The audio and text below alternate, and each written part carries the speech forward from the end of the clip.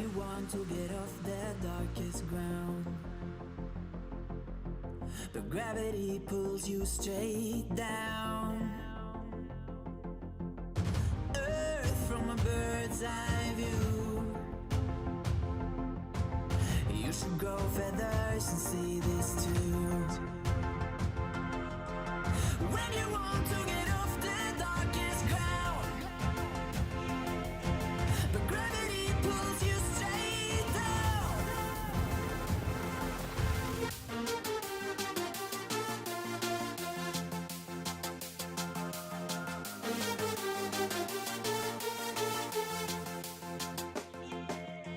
When you want to get off the darkest ground,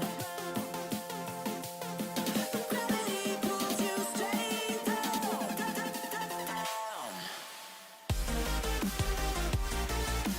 Clear sky.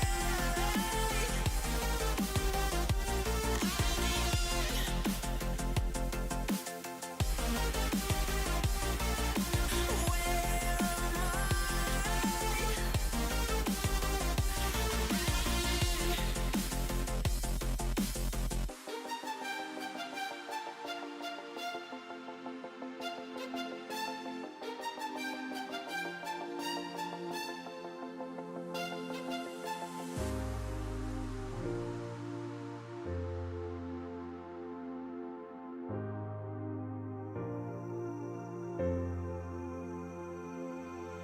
am When you want to get off the darkest ground,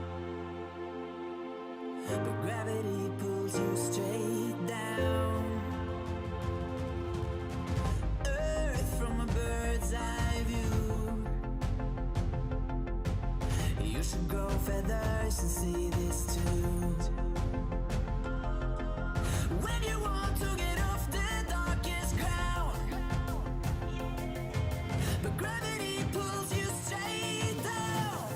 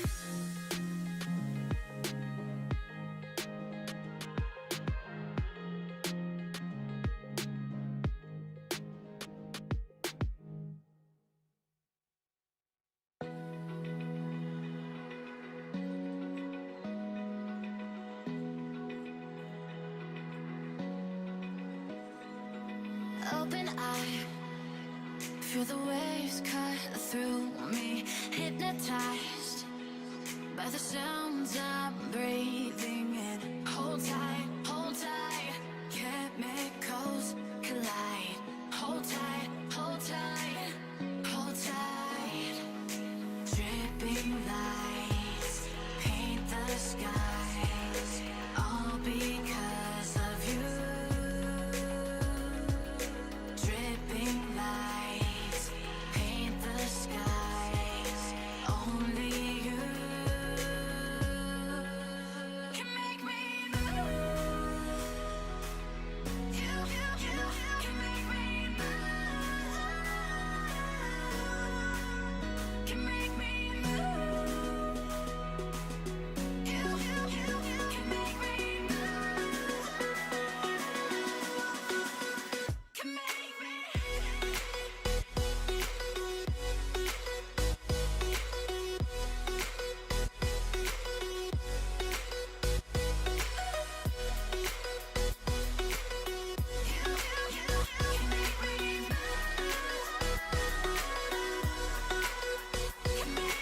So alive, make it last forever.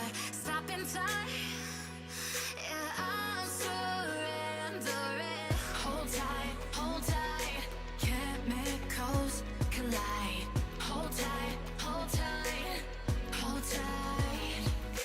Dripping lights paint the skies, all because of you.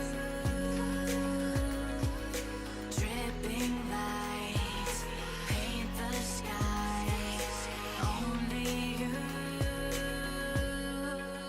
can make me move. You can make me move. Can make me move. Can make me move. You can make me move. Can make me.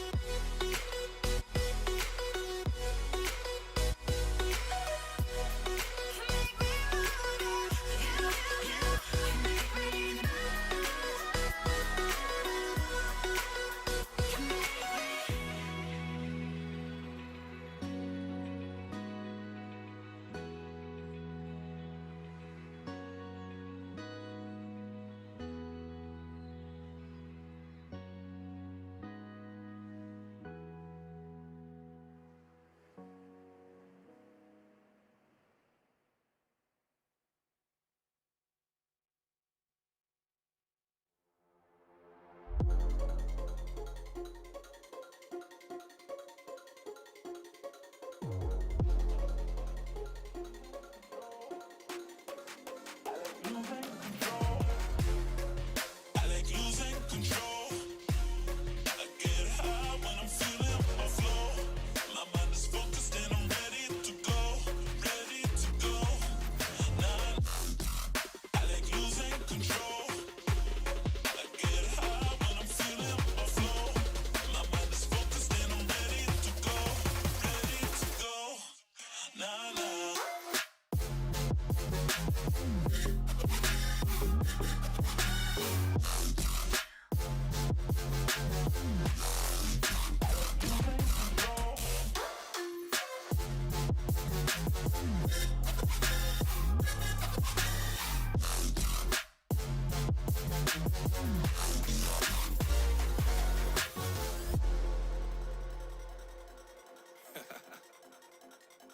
Oh yeah. Are we talking about losing control? I'ma show you how we lose control, baby. Watch this. Look, Marty Mark. Watch the way I start up. I've been going hard, but I can go way harder. Every beat I'm on, yeah, you know that I slaughter. And I'm always looking gorgeous, chilling with somebody's daughter. Yeah, she loving me.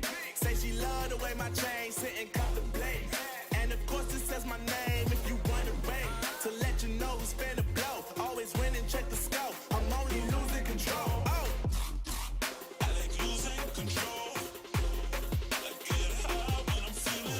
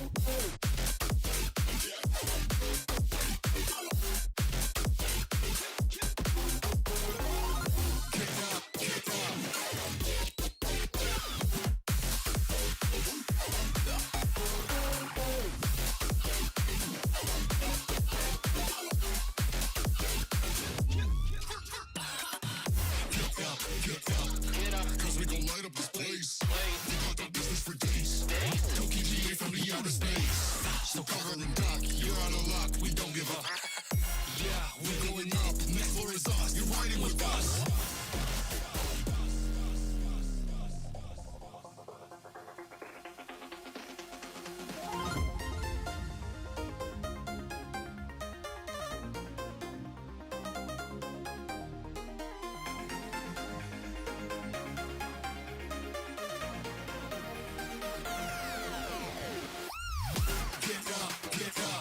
We want you to get on your feet.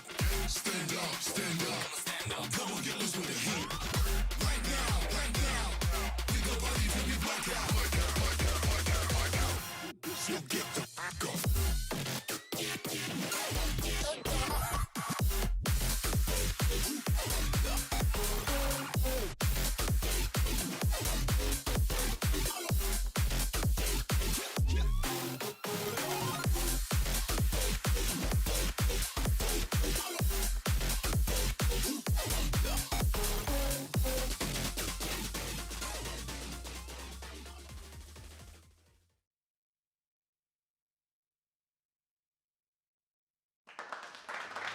Welcome everybody, the third of days of the Open Doors Week. My name is Sedef Dündar, I am from Turkey and I'm third year of cross-media student. Today I will be your host, but first of all let me introduce the stage that I will be in.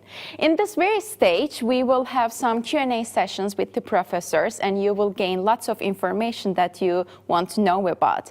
And if we come to this stage, there will be lots of pitching sessions about the programs that you need to know about. And if we come to this stage, I think this is my very favorite stage because there will be lots of funs with the students and there will be some student chats as well. And we will also play some games here. So what we will talk about today? We will talk about BFM and its master programs. And maybe you might know that BFM is one of the most innovative film schools in the Northern Europe, but I'm sure that you didn't know that we won Student Oscar last year. I think it's a really big challenge, guys. Like this was the very first time for the BFM, and when I heard it for the first time, I got very excited, but unfortunately, I didn't have a chance to look at either, but I'm really wondering what it is about. So first of all, then let's watch how we won the Oscar, and then let's learn more about the master programs, okay? See you!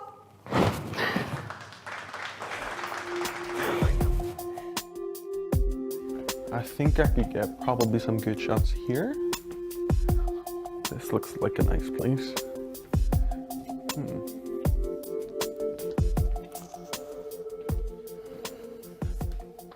Yo. Hey, Sander. What's up? Just looking around. Cool set, huh? Yeah, it is. I built it myself. Oh, really? Yeah, I did. Totally by myself on my own. It took hours, but it's great. Okay. But enough about me. Let's talk about you. You were part of the Student Academy Awards this year. You won gold with your movie. Tell us a bit, how did it all happen? The rising star of BFM. Whoa, what a spot to be on. Well, if I knew how we made it, then I would do it again, wouldn't I? But I guess it was a combination of 3 different things in retrospect. I would say that it was a good storytelling, great timing. We didn't anticipate the coronavirus, of course. It came as a surprise, but with the hand washing and germs and stuff like that, that came true with our movie. That I think that helped us with the meaning and the story.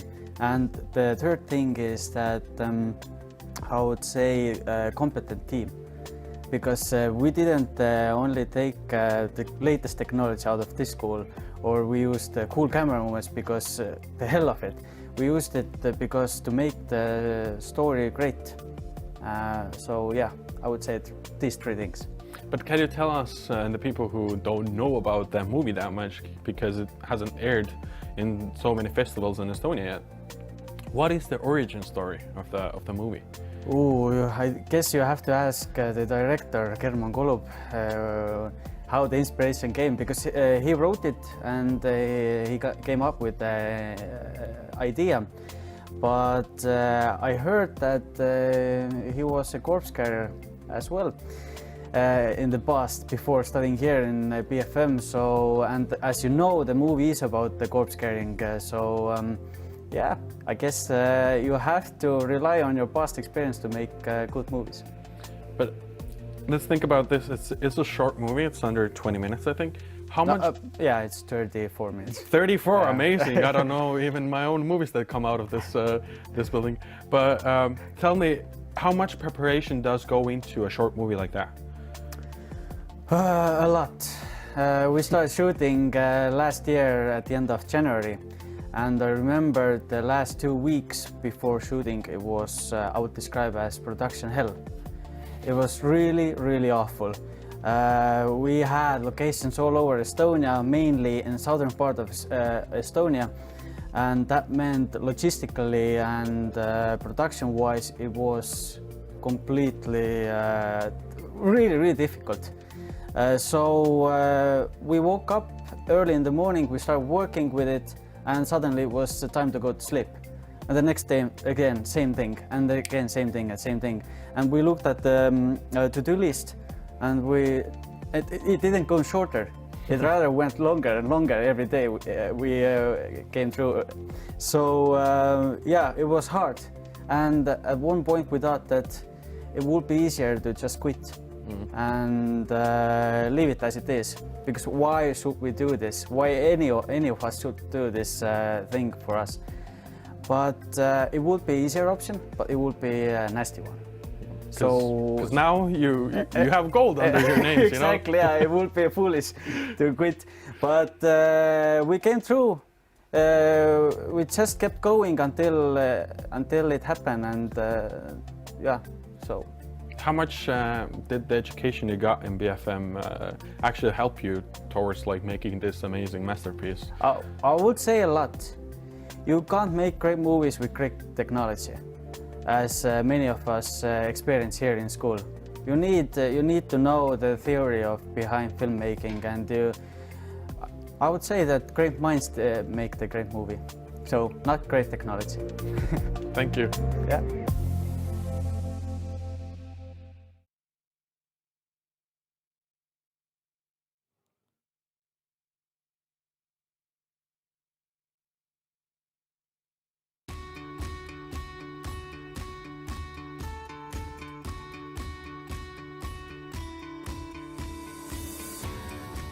What is communication?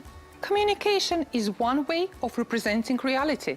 It is important to study communication because its management matters. Communicational skills, as well as the ability to process information, have become a requirement in an increasing number of jobs.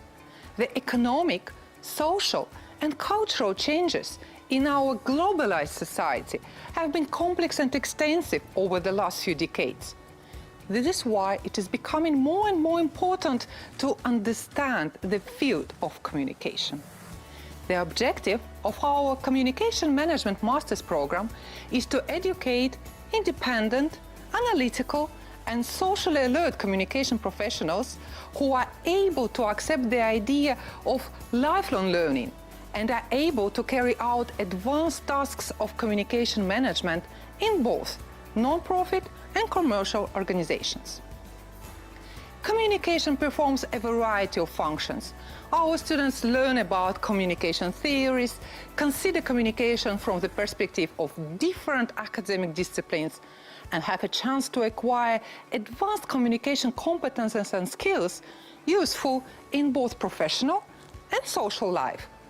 The most exciting aspect is the fact that students from different cultural and linguistic backgrounds come to study together.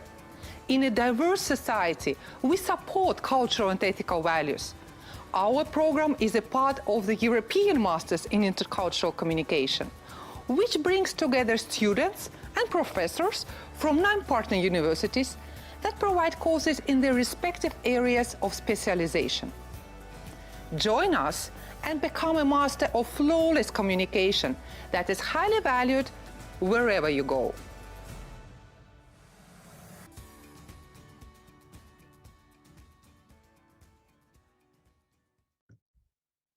I will introduce you to the Communication Management Master's Program. How do you manage internal communication within an organization? How can you anticipate crises and manage them? How do you develop a communication strategy and build good relationships with stakeholders? These questions will be answered when studying in the Communication Management Master's Program. Our program offers different subjects focusing on diverse paths of communication management. It offers systematic knowledge of modern communication theories, methods, and applications. There is a 2-year program. The cost is €1,900 per semester. Generally, the courses take place Monday through Thursday, starting from 4 p.m., and full days on Friday.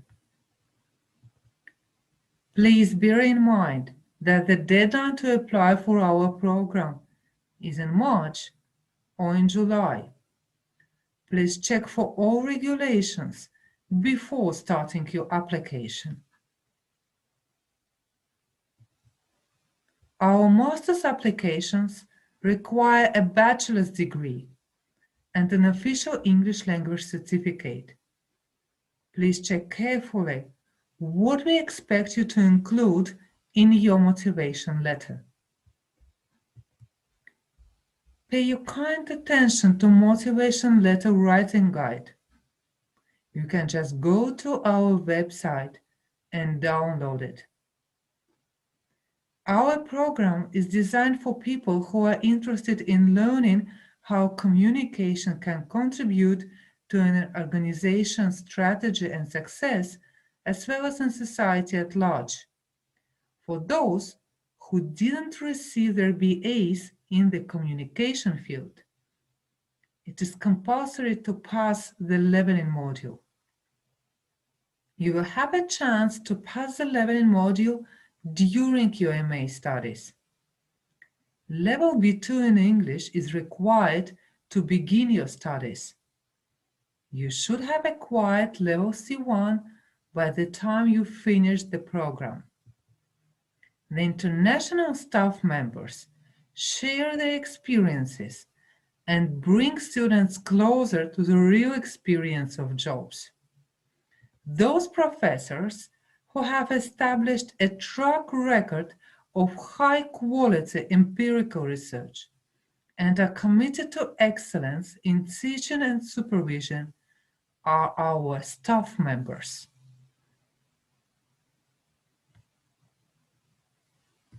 Here you can see some course examples.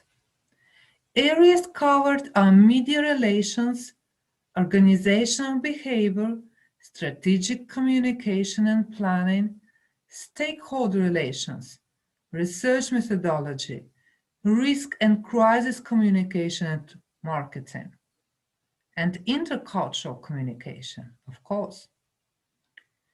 The full program is also available. You can just go to our website and click on course outline. You will see that our program involves more than mere communicating with people. It analyzes in depth the fundamental role of communication and explains the process of communication.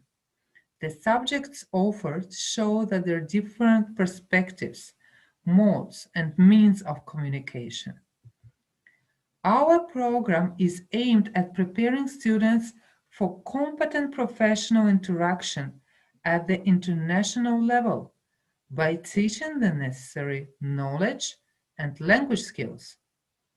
The objective of the core courses is to offer opportunities at the highest levels of academic studies, while understanding the necessity of lifelong learning and developing the skills to cope successfully with particular tasks. Our program supports cultural and ethical values. Its special focus is on intercultural communication, not only dealing with people with diverse cultural backgrounds, but also with people of different ages, genders, social classes. The module includes courses that prepare the individual for leadership in any corporate, multinational, or transnational organization through a deep knowledge of the relationship between globalization, identity, society, and culture. Our program is a part of European Masters in Intercultural Communication, a teaching and research network of reputable European universities.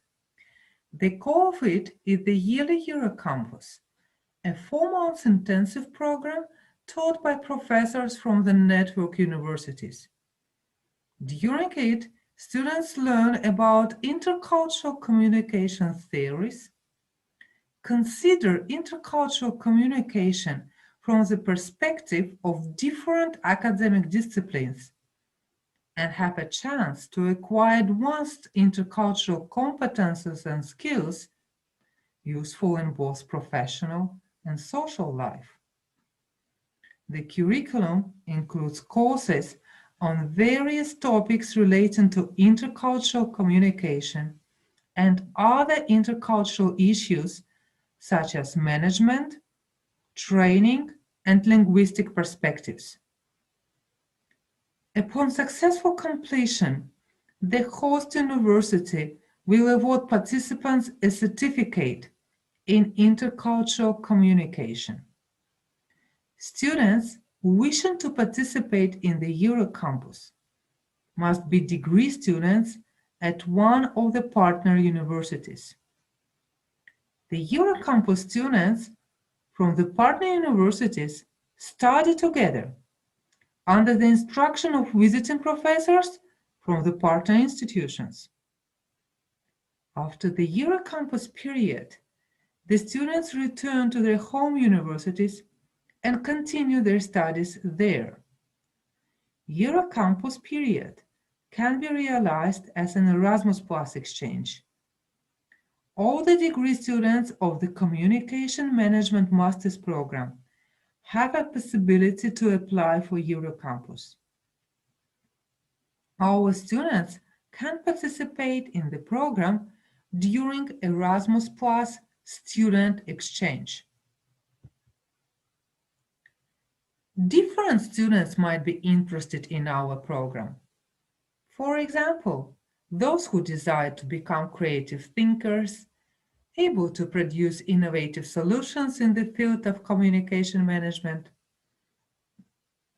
Covering a wide range of different but interconnected subjects, our program best suits the needs of those interested in communication, marketing, intercultural communication, general humanities, sociology. Young people who wish to live abroad or to work in community development projects might also find that our program suits their needs. A number of practical skills, such as competency in corporate communications and professional interaction at an international level, are acquired.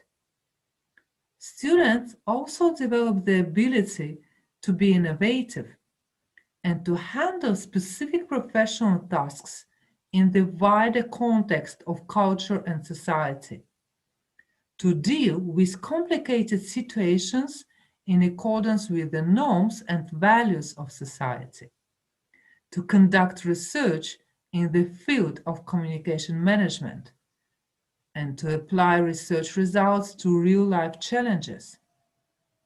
We prepare students with intercultural skills in digital media, marketing and business communication, as well as advanced study in a modern communication, in which intercultural sensitivity and competency are crucial components. Our job placement rate is outstanding in such fields as social services, travel and tourism, personal services, the transnational marketing of foreign goods, and multicultural companies. Some of our alumni also go on to highly ranked PhD programs in their respective fields. Having systematic knowledge and competence in communication management in general, and more specifically in public relations, organizational communication, and intercultural communication, graduates will be ready to fill positions that demand high communication management competence in multicultural and quickly developing environments, and will work as skilled specialists in communication management in ministries and other governmental organizations at both the national and international levels, at all levels of education organizations, in research and science institutions, in international networks, in interdisciplinary expert groups, and in cooperation projects. Our program creates opportunities not only to design and manage communication, and not only to solve problems innovatively by using analytical thinking, scientific knowledge, and the best international practice, but also to conduct research and find applications for research results in various fields of communication. Well, it's difficult to cover all the features that the master's program in communication management offers. I am certainly open to any further queries about its content and goals. If the current situation has taught us anything, it is that we need to be flexible and things can change quickly. So please accept my sincere apologies for not being there together with you. Please don't hesitate to contact me. I respond to program-related emails within 1 working day. Last but not least, like us on Facebook. Thank you for the presentation. Now you have more or less have an idea about the communication management. But now I would like to turn to the students. I have 2 students from first and the second year. And can you introduce yourselves first? Maybe we can start with you, Kelechi. Hi, my name is Kelechi Angusion. I'm a second year student of communication management in Tallinn University. And I'm from Nigeria. Nice to meet you. Thank you. What about you? Hello, I'm Alice from Estonia, and I'm a first-year student in communication management. Sorry for not being there with you today. Nice to meet you as well. So first of all, I would like to start with a classical question. Why did you choose Tallinn University and specifically this subject? Maybe let's start with you, Alice. Sure. Basically, I was living in Portugal and I wanted to come back to Estonia, and I was looking for programs specifically in communication management or in the field of communication or media management. And I found this program and it seemed like exactly what I wanted, so I applied. And after the interview, I definitely knew that this is where I want to study. Okay, what about you? I have a background in communication. I did my bachelor's degree in mass communication in my home country.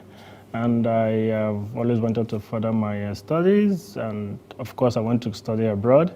So I saw the program and it was like a good fit for me, and I checked through the course requirements and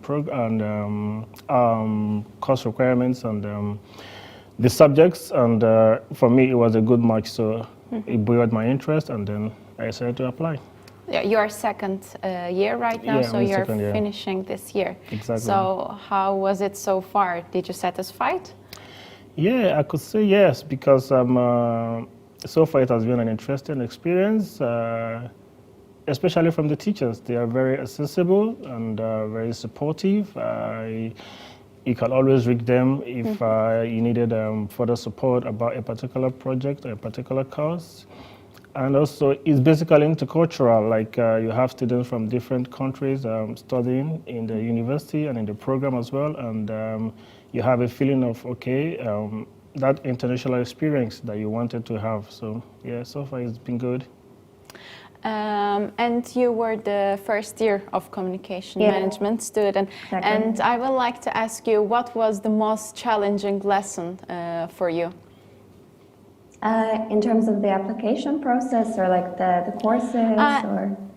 Course-wise, what was the most challenging thing for you during the course? I think it was just learning to manage like how many credits to take, because in the first semester I took quite a lot. So maybe managing that, but I felt like the classes were very interesting. I definitely enjoyed them a lot. The professors were really accessible, as was already mentioned, and the other students. So I've definitely been enjoying the course a lot.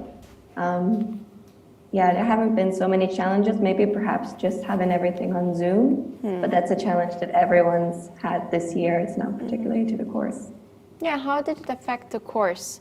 Was it practical? So in this case, it was hard to not be in connection.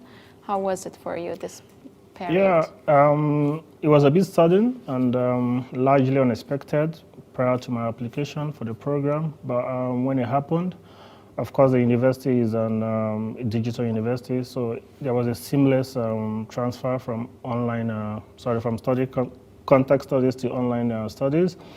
I am the kind of person that likes interacting with people, having that interpersonal touch with other people. So it was a little bit difficult for me not having to see other students, just looking into a computer and then taking lessons. But along the line, I had to adapt because from the teacher's perspective, nothing actually changed. The presentations went on as scheduled, the lectures were okay, and it all went good. But for me, I still had a little bit of a misgiving of not having the opportunity to have that interpersonal contact and touch with other students. But it didn't affect anyway my result per se. Yeah. How about you? Was it disappointing to jump into immediately online? Well, I agree with what was said, that like the professors handled it very well. All of the course material was taught like in a way that it would be taught as well if it was in person. But the only sad part for me was not being able to meet the fellow students, really. We had classes in September, but like after that, we've basically been online. So that's been definitely challenging, like not having to, or not meeting other students and working together with them on group projects, because we planned some group projects, but it's been more difficult to work on group projects. Yeah, unfortunately. And when it's said that communication management, I always imagine that your communication skills are a bit higher. How does it work? Does it have any effect your personal life? Maybe we can start with you, Alice. I don't think so. I feel like we learn more about like how to think critically about communication, how to think critically about social media, marketing. So we learn these types of things, and there's a lot of writing. But I don't think it has impacted so much of my life personally, more just professionally. Okay. Well, yeah, for me, I think there has been a significant impact on my own personal life because when you think about communication in the broader sense of it, it's virtually cuts across everything we do as individuals. And in communication management studies, you begin to learn about cultural dimensions of how to relate with other people, considering their different social, ethnic background.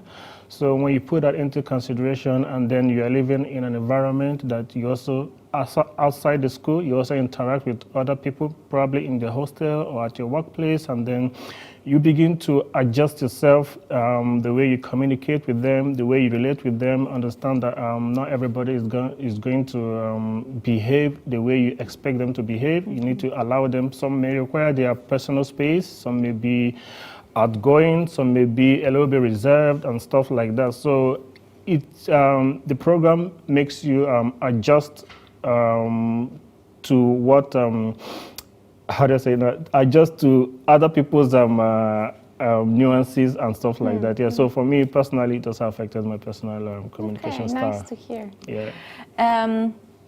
There are also some questions from the audience that they're watching us right now, and I would like to ask, was the entrance test hard? Like, how was the... Well, it wasn't that hard. It requires you to write a motivational letter, which is about, but it has to be academic because with references and all that. But I think for me, I had a little bit this fright about the interview, and it wasn't that lengthy, it wasn't that difficult. I felt the professors, the coordinators wanted to like meet this applicant, know more about you, you know, and I don't think it was that difficult a thing. So it's not an issue. Okay. And I will ask the last question to you, Alice. Do you have anything to say to the future students? Yeah, I would just say that go ahead and apply. It's a great program. I think you'll learn a lot about communication, intercultural communication, marketing, public relations. And if you're interested in that, then I would just recommend to apply because the application process is not difficult. It just takes a little bit of work to write a good motivation letter and to do the assignment and the interview. But I would just say to apply and come to Tallinn. It's nice. Okay, thank you so much. So I am ending the interview here and saying goodbye to Alice. Thank you so much for participating. Bye-bye. So while we are saying goodbye to Alice, I have a game for you on the stage. So let's go there if you want.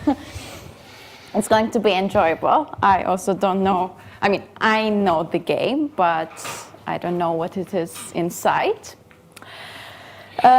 Since we are going to touch the stuff, first of all, I would like to give you this sanitizer. Okay. You know, the COVID situation. Sure, I understand. Always need to be careful. So, if you're ready, I will take out the sheet, like carefully. So we shouldn't look at what it is, first of all. Sorry. And audience see what it is inside, but we will try to guess by touching it. Oh. Okay, without also seeing it. So, should you try first, maybe? Maybe it doesn't have any teeth. No. Not gonna bite. No, you will try. I will try. Then we will guess, and then we will reveal. Okay. Okay. Don't worry. It's. Maybe you can. No, okay, I will hold this for you. What was it? What was the feeling? Like coffee? Huh? Coffee? Yeah. Okay, okay, but I will try. I'm afraid a little bit actually because I have seen such games before, but I don't know. I don't want to. Okay. They are. It's not a good. No, coffee beans are a bit bigger and it's a bit like dusty now. Mm-hmm. So I think it's a stone. What do you say? Or maybe like what you call buckwheat here, something like that. A buckwheat. Maybe it might be, but should we reveal? Like. Yeah, let's see. Okay. Sure. So you were in a way right because it's like a buckwheat. Yeah, in a way, but it's something that's eatable. But I was also close, you know, because you were close, there were tiny sandish Stuff, stones. yeah. So now we can take the other object. But by the time I would like to ask you a question. Okay. So I am here for 4 years and I already get used to Tallinn. Okay. How about you?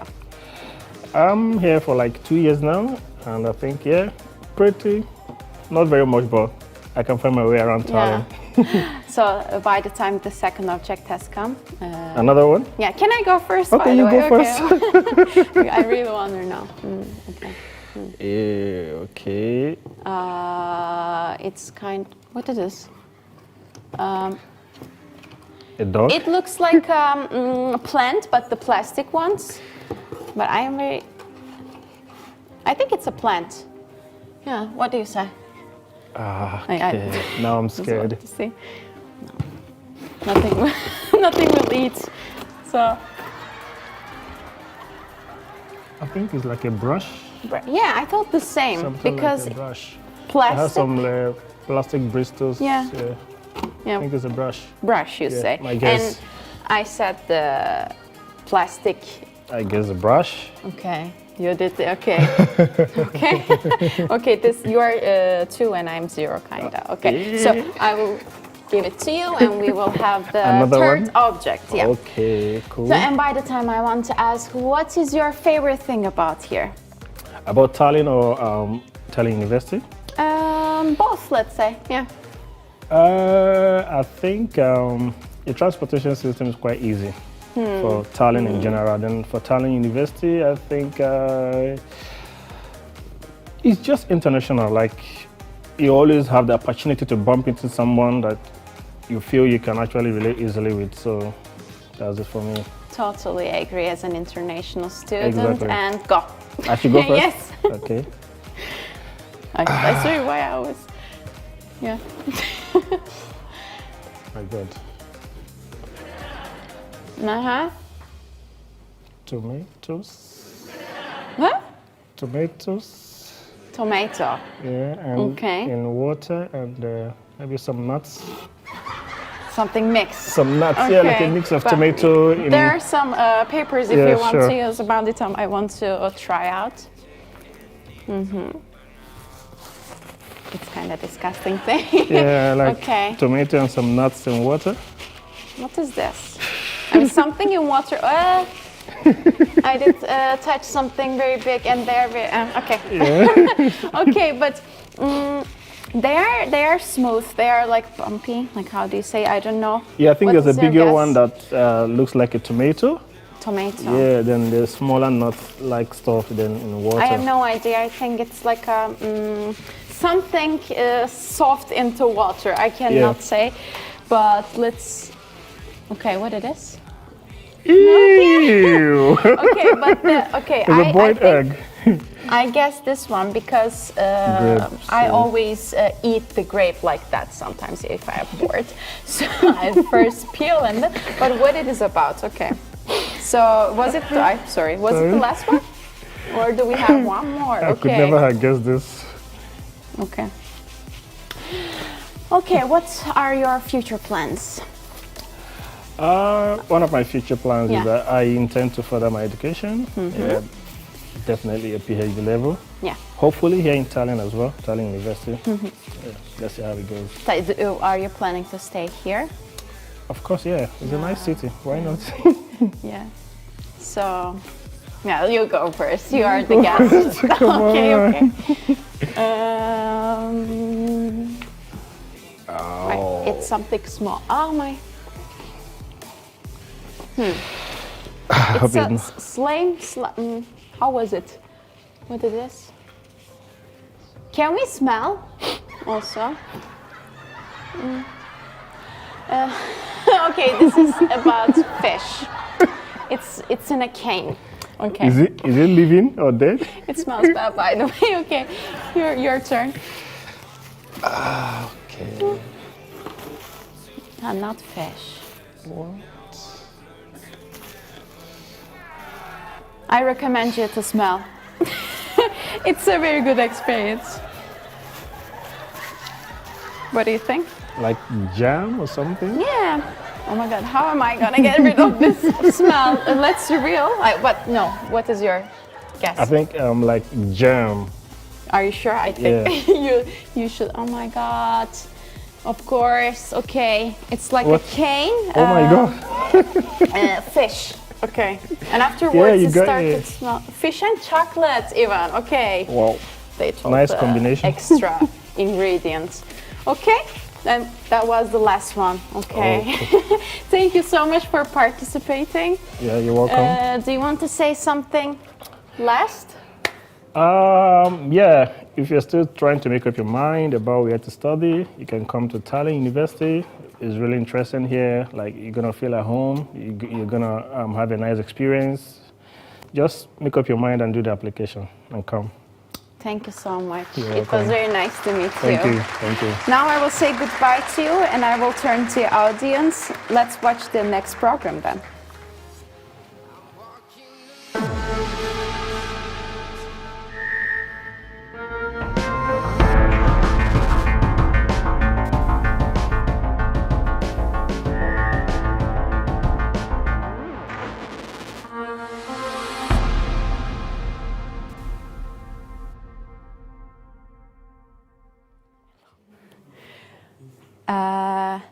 Hello, now I am with Katrin. Just a second. Yes, now we will talk about the screen media and innovation with you. I have some questions for you that I would like to ask. I think you're researching on social media and you have also written a lot about it. But how does that work? How you can search that kind of thing? Right, so I've been researching social media for about 10 years now, and I guess initially it didn't start out as an interest in social media specifically. It started out as an interest in people and in identity and in community and in how people together, by talking to each other, kind of experience a sense of belonging, and how that sense of belonging can then change their minds about certain things, or change how they understand the world, or change how they live their lives. And then based on kind of existing research from social psychology, we know that groups to which people don't have many alternatives. So there's certain kinds of conversations that you can only have with certain kinds of groups. So then even if those groups are online, then those tend to kind of have a stronger impact on your identity and on your sense of self and how you understand the world. And based on that, I started researching initially people who had sex blogs on Tumblr, because it was a topic that, because it's taboo still for many people, and there's a lot of, it's kind of culturally overburdened, then my presumption was that people who are having these conversations online don't necessarily have anyone else to talk to about these things. And from that, by listening to what these people were telling me and by kind of observing what they were doing, this whole research question of selfies and visual culture and visual self-presentation came into my life and kind of abducted me. So I went with that. So I have a book on selfies. I have another one, more recent one, that's called Sex and Social Media. And then I have some that are kind of more about theorizing the participatory cultures and practices of people online, or more on kind of methods of researching what people do online and to make meaning of it and to interpret it in ways that kind of go beyond these generalizations that we see in the media discourse, for example, on what it is worth, what people do online or with smart technologies. Okay, but what makes screen media so different, so innovative? The program. Yes, the right. program. So the program is called Screen Media and Innovation. It is completely new, and it is the only one of its kind at Tallinn University. The pedagogy and the kind of approach is very innovative. There aren't any other programs at Tallinn University who use this system. And we kind of build on a logic of what is called project and problem-based learning. And this is something that has been developed in a variety of places. So Stanford Education Lab, Harvard, also Aalborg University. So we kind of take what they have been experimenting with and researching and building and build our own version of that.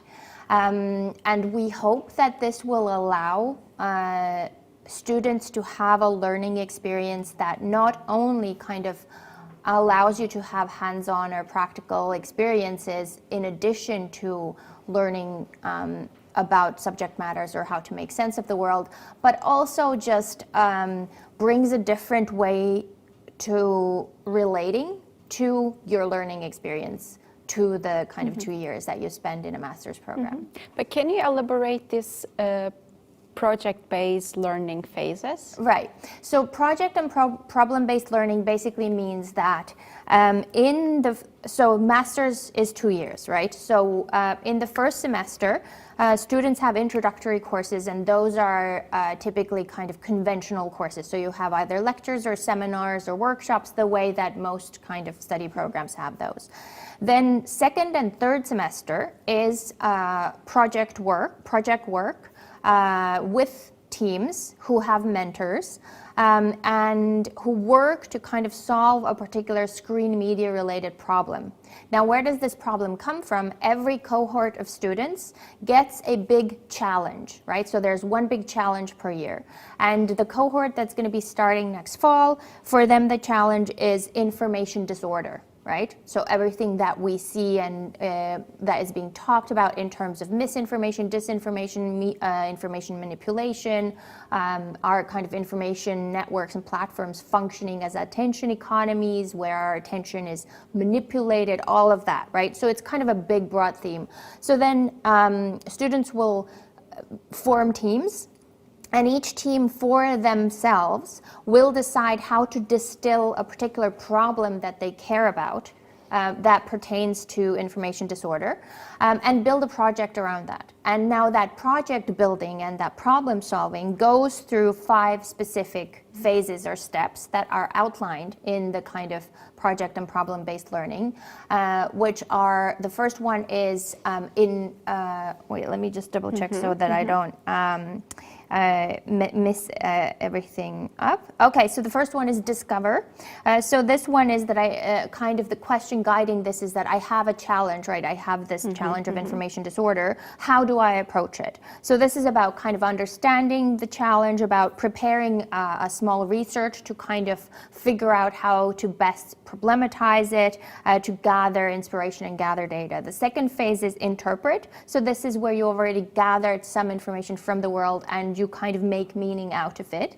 The third one is ideate. So it's I see an opportunity, what do I create, right? So this one already takes the direction at solutions. So it's about generating ideas and brainstorming and then selecting promising ideas, refining those, doing reality checks. Fourth one is prototype. So this is where you actually start creating something or building something. And when I say building something, I don't mean that everybody has to build an app, but if you and your team want to build an app, you're very welcome to. But it can also be policy recommendations or a new curricula, or it can be research, or it can be a creative intervention, right? We're going to make an ad, we're going to make whatever. So what you make as part of your prototyping, we try to be quite open about so that people can do what they are interested in, what they want to get experience in, or what they have previous kind of skills and expertise in.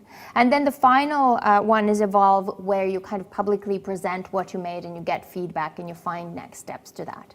So those were semesters 2 and 3. And then the fourth semester, the final one, is for master's thesis, right? So then ideally you take something from the project work experience and you distill it into an individual path, right? So project work was in teams and master's thesis is individual. Okay, it sounds very intense course within the 2 years.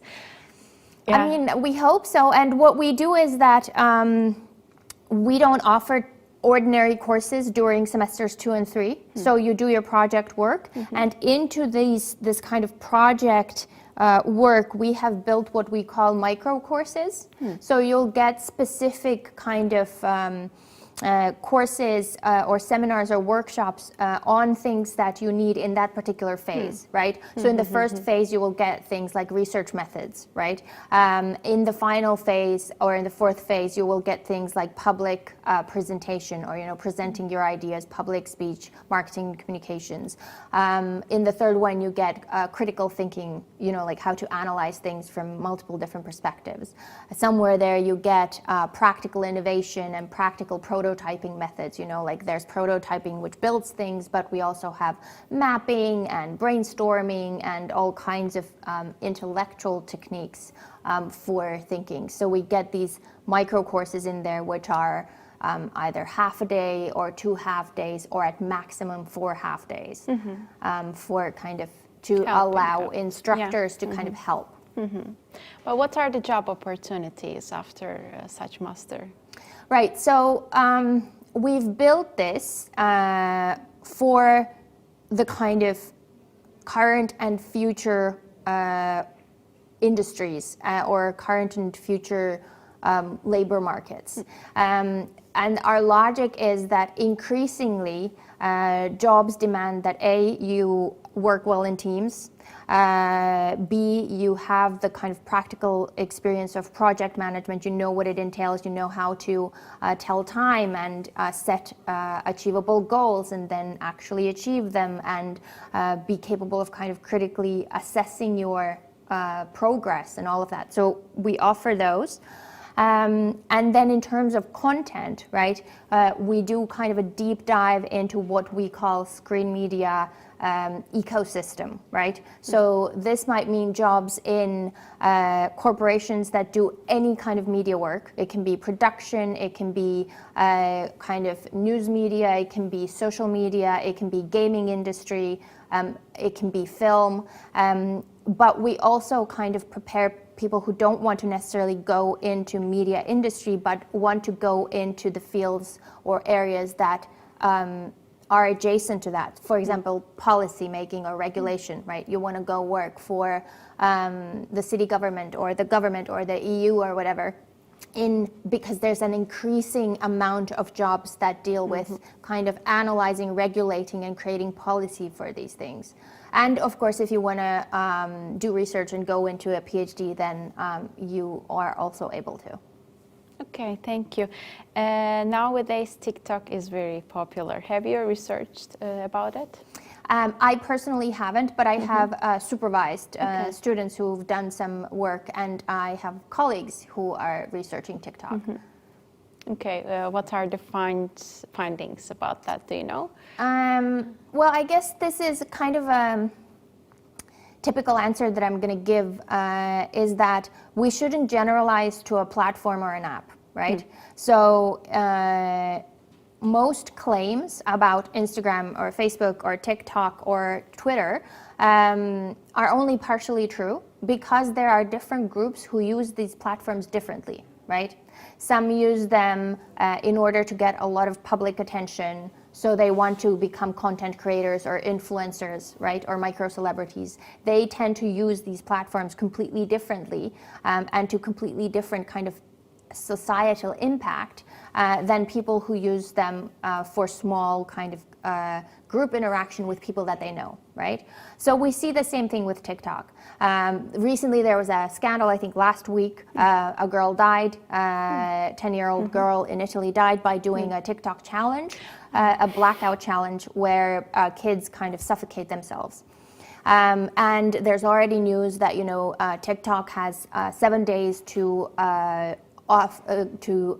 give, I can't remember either, Italian government or the EU kind of a statement on what their role in it is. And at the same time, people have been doing these challenges on all previous social media platforms and before social media. I did it in 5th grade in my school, in the school hallways.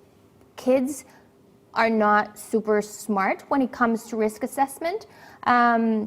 So I'm not saying that social media doesn't often play a role in exacerbating or amplifying certain things, right? But what I am saying is social media oftentimes is a channel where things that previously existed get kind of slightly a new shape. So what we see with TikTok, that was a very long answer, what we see with TikTok is the youngest user group has moved there, right? So everything that is important about the youngest user group's social media kind of consumption or usage, we now see on TikTok, right? We see creativity, we see participation, we see young people finding their political voice, but we also see a lot of crap, right? We see bullying, we see competition, we see harassment, and we see things like the blackout challenge. But this is about the kind of life circumstance of the age group more than the specific platform. What is specific to TikTok as a platform is that it's owned by a Chinese company and they have a different understanding of privacy and human rights than many others. True. By the time I'm receiving some questions from the audience, and what you're talking about reminded me a paradoxical situation, and there's exactly a question about that. What are the most interesting paradoxes about social media? Paradoxes. I wonder what they mean by paradoxes. Maybe that's okay, social media has a lot of benefits, whereas there are also that kind of bad sides that someone can die, maybe. This is my understanding. Well, I think I'll come back again to the thing that social media is full of what is sometimes called user-generated content, and it wouldn't exist without people's sociality and sociability, us wanting to talk to each other, us wanting to present ourselves in particular ways, to be seen in particular ways, because we know that this may have certain benefits. Either it may just make us feel good, cool, hot, pretty, popular, or whatever, or it may actually have kind of practical economic benefits where if we are really good at presenting ourselves, we may turn that into a type of a job, right? But this means that the goods and bads of social media are basically the goods and bads of people. So we are creative, kind, wonderful, capable of innovation and revolution, and we are also horrible, petty, jealous, angry, and all kinds of other things. So is social media. Yeah, true. Thank you for all the answers. And I will say goodbye to you, and I will turn to other videos, further videos about it. Great. Hi there, my name is Indrek Ibrus and I'm a professor of media innovation here at BFM. This means that I'm researching how media companies and media users interact so that to come up with new products and services. My core research areas up to here have been cross and transmediality, how media industries cooperate with other industries such as healthcare or tourism to come up with new products and services, and more recently I've been interested in how media companies are using data analytics so that to innovate in ethically responsible ways. If you're interested in the same things or similar things, then come to BFM and let's research these things together. Hello, I'm Alessandro Nani. I work at Tallinn University as Associate Professor of Cross Media, where I teach cross-media and transmedia storytelling with a particular focus on audiences. Long gone are the days when productions were defined by one medium, being TV, the printed press, or the radio. Today, we, as audiences, are used to fulfill our needs, for example, of entertainment, by patching up different media. One piece here, one piece there, and the puzzle is done. As a researcher, I am fascinated with studying how many choices shape both the production of content and its reception. If you find this interesting, Screen Media is a study program for you.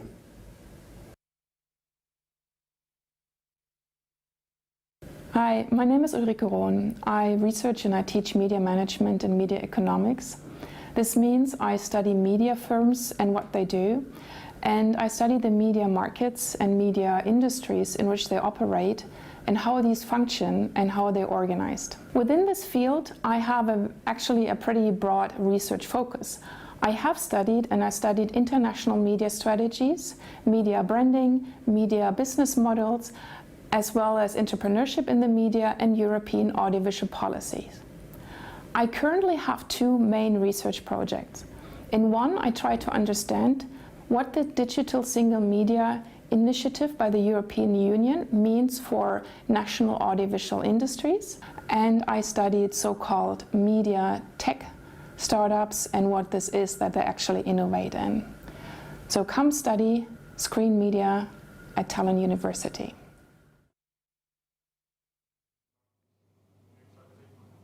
Welcome again. As you know, I came here as 4 years before, and I have some insights about both Estonia and Tallinn.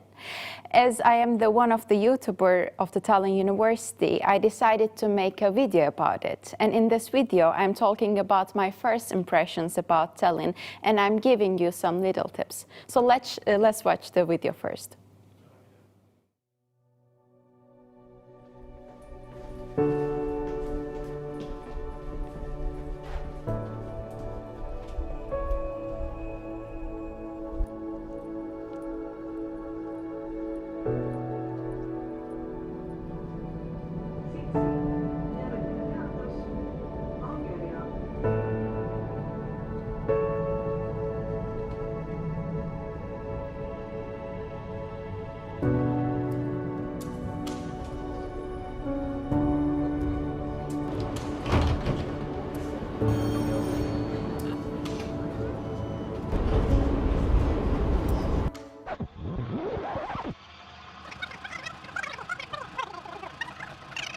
Hello everyone, my name is Sedef, your new YouTuber.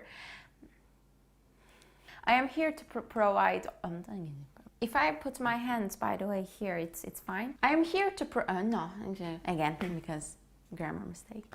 Okay. Wait. Just take a break. Can you count down from, I don't know, 5? Can you move a little bit on this side?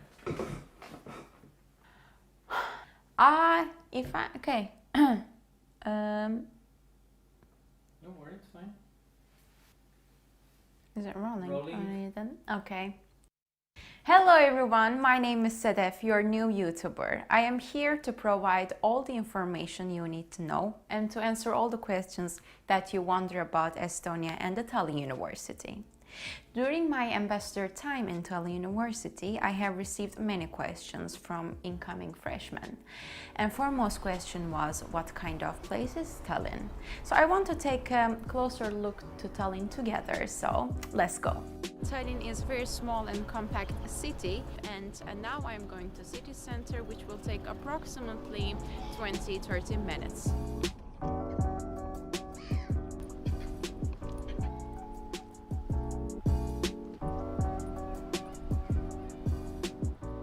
So there's always a park in the neighborhood that you can go sit, read, or do your sport.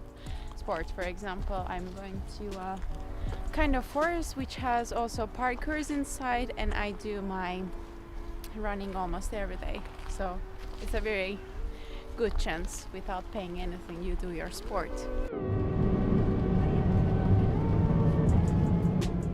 You can always find the transportation every time, so I never late for school or anything.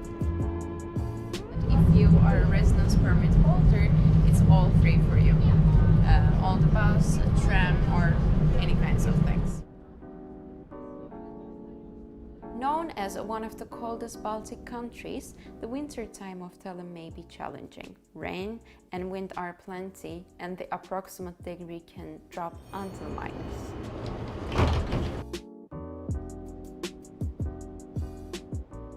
One of the other positive side of Tallinn is that the communication is very easy through English language.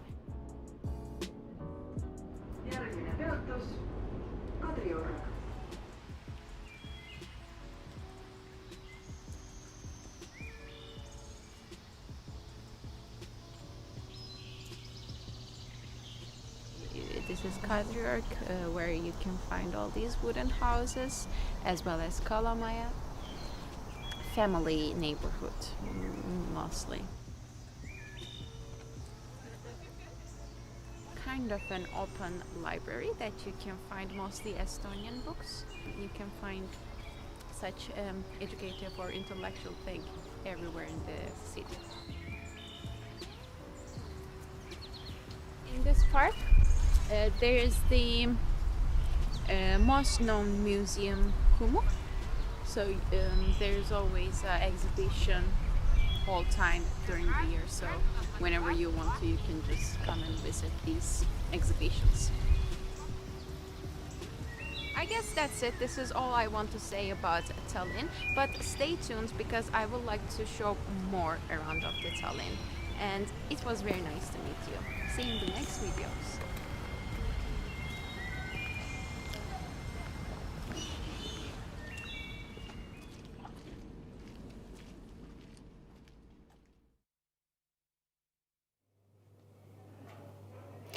Now I am with Ingrid, who is incoming exchange student coordinator, and I want to talk with her more about Tallinn and the tips for the Tallinn. So welcome, first of all. Would you like to come inside for Thank you, sure. So I will take you here. Yes. Welcome again, first of all. Thank you for coming here. And as an international student, I have also a lot of questions, and I know that questions coming from other international students. So let's start with the cultural specifics, maybe, because Estonian culture is a different culture than the rest of the world. So is there any language barrier, first of all?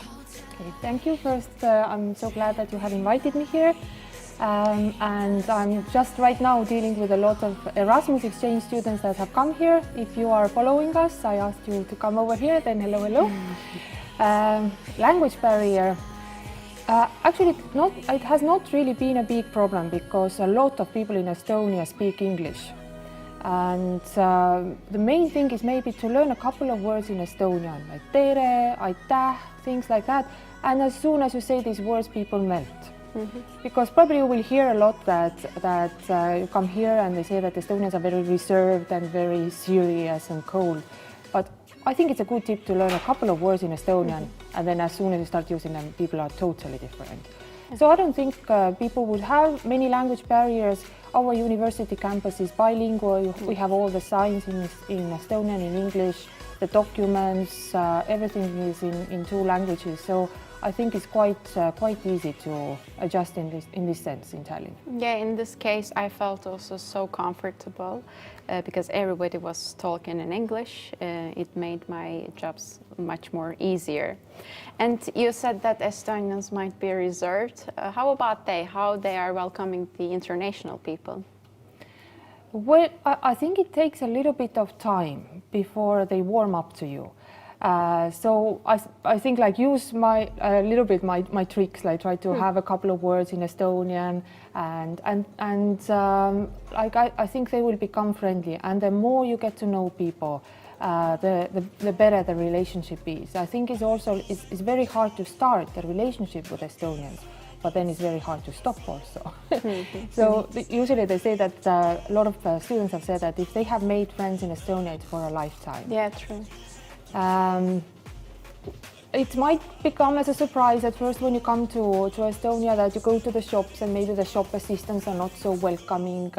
Sometimes they don't say hello. I would say like don't ever take it personally. It's nothing personal, it's just the way people are.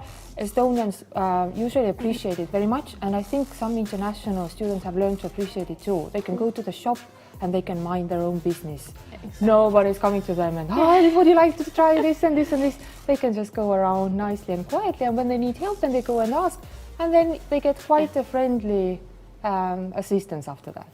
Yes. After people, let's talk about the weather conditions a little bit. What kind of weather it's expected by the future students? The weather is always something that kind of causes a little bit of giggling, because we all like to say that it's the worst weather that we can get, that it is in Estonia. Is actually not true. So if you hear that the weather conditions are horrible, it's not true. And we also like to say that there is no bad weather. It's just you need to have appropriate clothes. It can get cold in winter. And actually it's very good when it gets cold in winter. This year we have had some really cold days with snow, and we truly appreciate that. Then we can walk around, enjoy the snow, go skiing. The spring is so nice here. When you experience the spring here in Estonia, I think is something extraordinary. You see everything coming to life, the flowers, the leaves on the trees, and people start smiling, and all these things. It's just a wonderful time. Summer with long days, almost no night. Magical. Magical. Yes.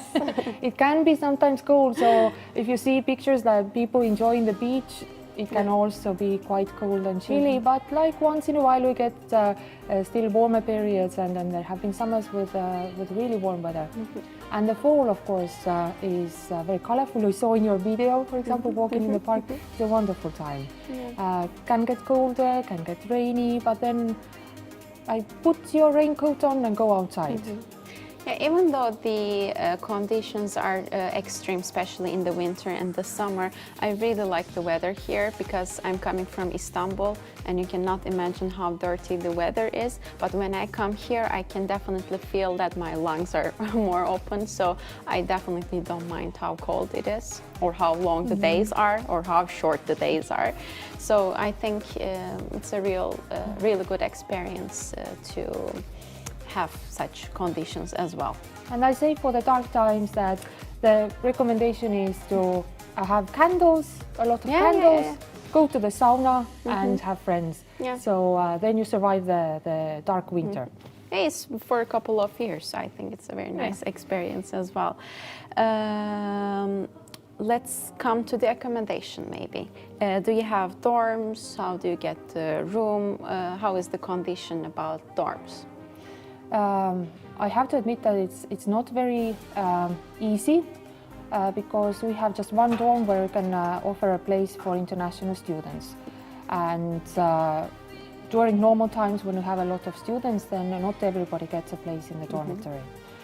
The dormitory, however, is quite nice. It's really close to the university. It's pretty much 2 minutes walking.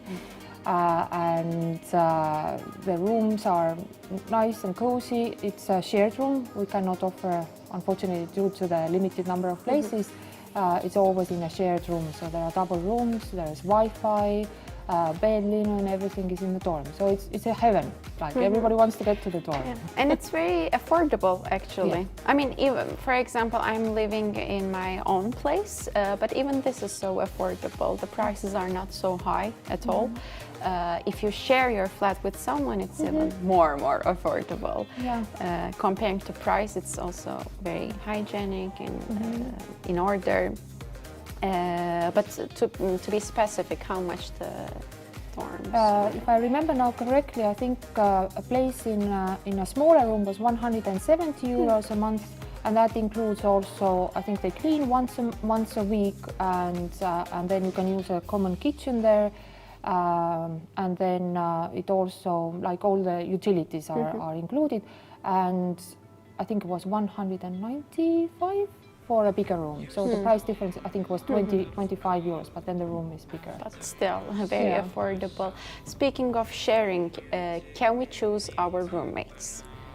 Normally, it's not so easy because they make the list of students, they put them in the rooms, and then we do not really want to encourage that either, especially with exchange students, because then they come here and then very nice, they can be with a friend from Spain in the same room, but then there is no language practice, no cultural mingling, so we would like to have this experience also in the dorm, that they can get to know other cultures, practice their English. And But speaking of international, can we get international food here?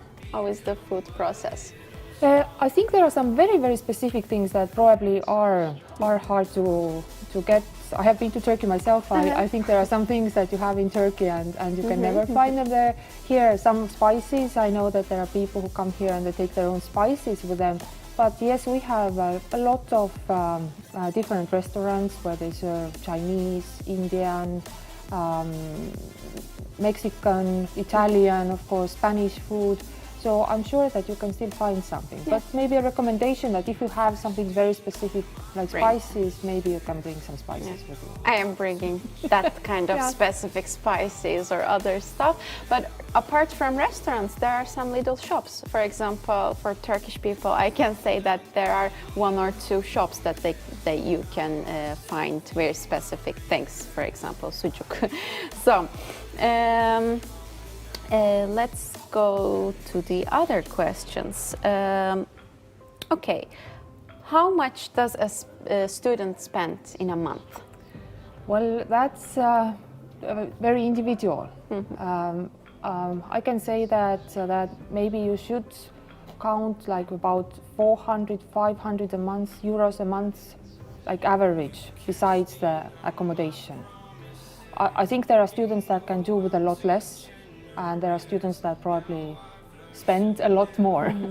Also depends if you want to go and travel around, how you eat, if you make the food yourself or you prefer to go to restaurants.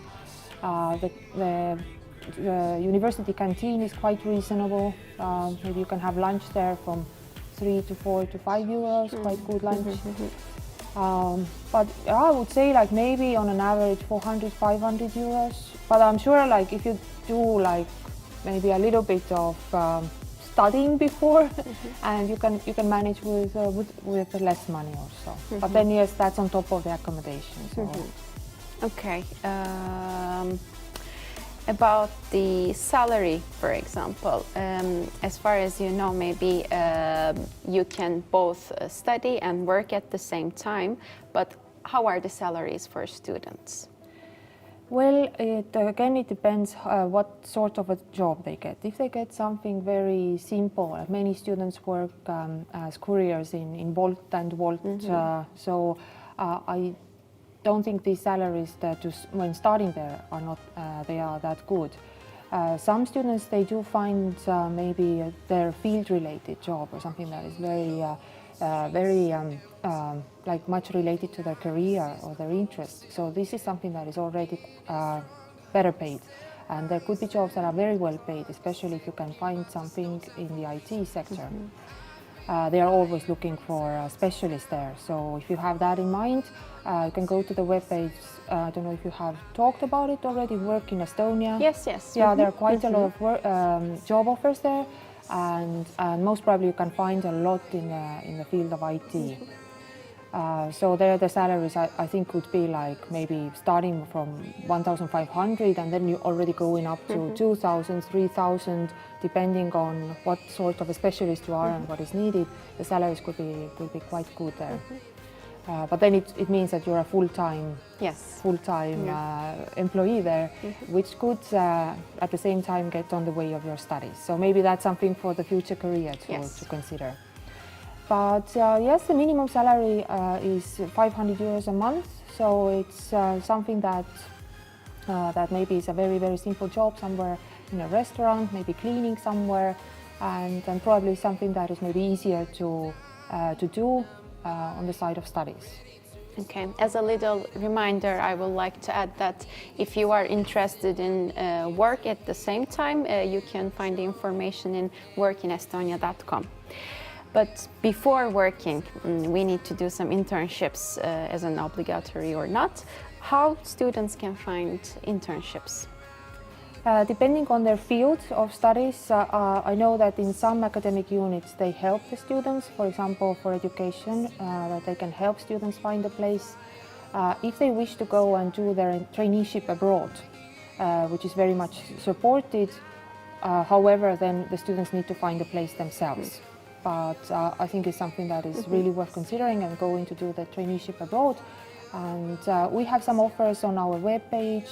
Work in Estonia has also some offers for internship here in Estonia. Then it's always worth asking from academic units. Students can also turn to me. I can find people who know if there are places at the university. Some students do come here just for internship at the university, so there are sometimes some places available. But if you are already here, then yes, most probably students will have to try to find an internship place on their own, and depending on the field that they are studying. Yeah, for example, in my field, it was a little bit challenging because film industry requires Estonian language. But what about generally? Do I have to know Estonian to work or to find an internship? Generally, no, if it's not something where you really need Estonian, I think there are many places where you can do with English only. There are many startup companies in Tallinn where the staff is very international, transfer-wise, for example, Pipedrive. There are so many more that I think students can find an internship place maybe there, and they are kind of like these international staff companies where English is a must rather than Estonian maybe. And I'm sure there are many more where you can just manage with English. Maybe a couple of phrases in Estonian would be good to start, like especially if you're in customer service somewhere. Yeah. But if you live in a country that I think it's kind to learn a couple of words, of course, and it's also for your benefit. It always develops your character. But let's come back to some cultural differences. How do you think that international people are satisfied? How many percent in general cases, like from food to anything? I always see the results of our exchange students, and they are very satisfied actually with the experience. I think we have managed to warn people also, like they know that the people can be a little bit different, and I think people are already prepared when they come here. So it's always good to do a little bit of research before, how the people are, like what is accepted, what is not accepted. There are some unwritten rules. We try to also talk to students about. For example, one of the things is that when you go to visit somebody, that you always take your shoes off. And Estonians are in this sense like quite like shy to say. Like, they maybe make this face like, oh my God, they're coming with the shoes and everything is now muddy, but they don't tell you anything. So you just see that something is wrong, but you don't know. So these things are maybe good to know in advance. But they said that Estonian people are also straightforward. Why they are being shy under these? I think it's like a little bit like maybe like not trying not to have this conflict or like we're still, I think we're very hospitable people. We like to have visitors, and we like to have people feel comfortable, and then sometimes like you feel a little bit uneasy, like you don't want to say that, like you think that maybe you make the other person feel uncomfortable. That's true. I have also felt from Estonians that they don't prefer to have conflicts. So they might not say thanks. But in generally, I can say that as I came here at the age of 19, it shaped my personality so much. Before I used to be more cheerful person, but now I'm very calm and observant in a way. And you have probably learned to appreciate that you go to the shop and nobody bothers you. Yes, also. And when I visit my own country, it's so much effort to get used to again this crowd, this too much connection. Now there are very, very less people around you. And during this COVID situation, I think, actually let's talk about COVID situation, how it was for international people or from your side as a coordinator. As for everybody, it came very suddenly. We were suddenly like just shut down, needed to stay at home, organize everything from home, students from their dormitories. Many people were very insecure what was going to happen. Students, some of my exchange students, they decided to go home. I think they got scared and they thought that, okay, it's better to go home. And since the online possibility was offered, then they could finish, most of them finished their studies from home. But there were quite many students that decided to stay. And on top of that, there were students who decided to stay longer than actually needed. They said that it became so kind of relaxed here because we do not have many people in the country. Even Tallinn, the capital, is quite empty, has always been. apart from the old town in summer. But it was so nice. They could enjoy walks outside, which was a no-no in many other countries. Some of my students said that they just like went for walks everywhere in town, to the forest, and I think it was, in the end, it was not that hard, and I know that some students were extremely satisfied. Exactly, that's what I wanted to mention.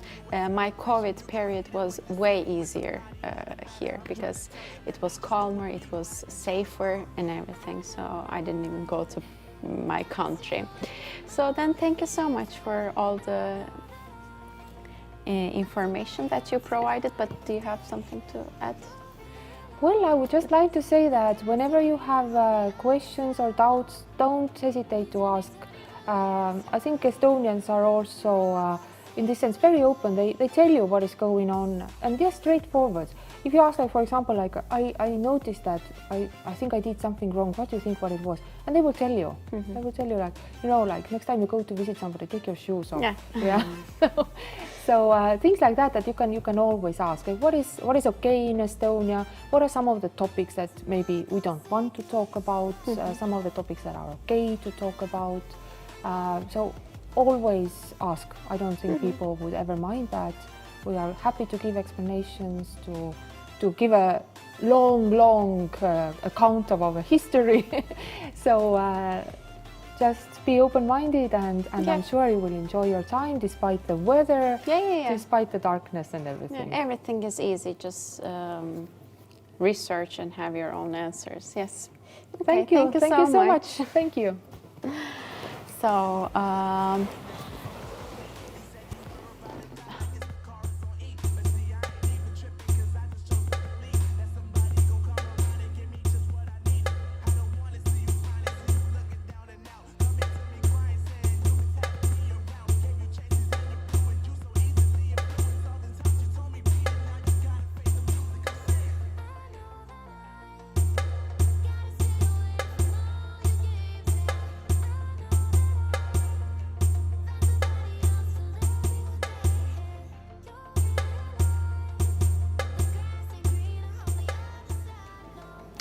So now we are in this stage again, and I think Ingrid has a challenge for me today. So I think you know the challenge. Oh yes, yeah. I have a very difficult challenge, even for myself. But I'm going to show some pictures of nice to visit places in Estonia. And let's see if you know what they are or where they are. Okay, because I didn't have a chance to go around so much, but I have seen a couple of places, so let's see. Just that Tallinn is not the only thing. No, it's not. Yeah, Tallinn is not the only thing about Estonia. Estonia is very interesting. All right, let's see. Maybe one more time. Challenge 3. Oh, and yeah, this is my third challenge. Yes. Okay, Estonian places. Yes. So look and guess. Let's see what happens here. Okay. I know these places, but this is one place. Yeah, this is just one place. I know. This is Arvo Part's museum or his home. I'm not sure about it. It's kind of like a center. Center, yes. I haven't been there, but since I have been following many pages from Instagram about Estonia, I have been seeing especially that room. It was very precious and very calm. So Arvo Part's center. Yes. And Arvo Part is pianist, we can say, or more a composer. Composer, yes. A very famous Estonian composer. Yeah. Those who are fans of classical music and follow classical music, then he's pretty much on top of the world right now. As my birthday gift, I was given a concert ticket of his. Of course, he wasn't playing by himself, but it was very, how do you say, therapeutic? I was listening by closing my eyes, and after I leave the room, I felt totally different, and it was very relaxing experience, actually. Yeah. Yes. So you were very good at it. So here we have his picture also. And yes, the center is located in Lahemaa, not in Lahemaa, sorry, in Laulasmaa. Lahemaa is another place. In Laulasmaa, and it's a very nice and quiet place, and people can go just for a walk there. Yeah. It's in the forest, and the air is just fantastic there. So absolutely recommend to go there. All right, let's have a next slide. Oh, I might know the building over there, but actually this is all the same. All the same. True. I have no idea, but I must have seen the pictures at least. I have no idea. Do you have a clue, maybe? I do have a clue. It's the highest point, the highest mountain of Estonia. But Estonia has a mountain. Oh yes. Well, I think according to geographical rules, it wouldn't be called a mountain. As you can see, it's only 318 meters above sea level. Together with the tower, it's about 350 meters. Oh, okay, very excited. Okay. And we have to say that it's the highest in the 3 Baltic countries. So, even. Okay, okay. And where it was located? It's in southern part of Estonia, in Haanja, quite close to the border, actually. Okay. Yeah. Okay. And a very nice place to visit also. The geography there is so nice with like hilly. Everywhere is so beautiful here. Yeah. But if you want to see mountains, then well, let's say hills. But the thing about Estonia is forest. So yeah, so you can see some hills with the forest. Yeah. All right, ready for the next one.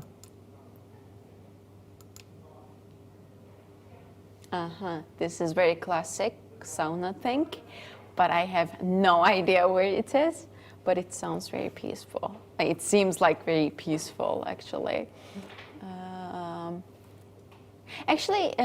Yesterday we were playing a Kahoot game, and they talked about a sauna experience in fall or during the winter time. Maybe it's all about that. Have you been to any of the islands in Estonia? No. Okay, so there are some very interesting places on the islands, and this is called Virelaid private island. So it's a very, very small island actually, but I think you can enjoy a lot of privacy there and even have some parties organized. So absolutely a must in Estonia is to see some islands. The biggest is Saaremaa, but then you have Hiiumaa, that's for Muhumaa. sure. I know that one. Yes, and true. They have their own kind of life tempo there. So in it's like Saaremaa, the people are so calm, and then they're so like they like humor, and they're making jokes all the time. So it's very nice. All right, let's see what else we have got here. I used to live there. I mean, not there actually, but my neighborhood was Cadre. So this is a Cadre Palace, of course. It's very nice. I really like to take a walk in the park and seeing this very, it's humble building, you know, like in other European countries, there are lots of palaces, but this one's very small and humble, but still so beautiful. So Cadre Palace. That's right. Yes. So it's very close to the university.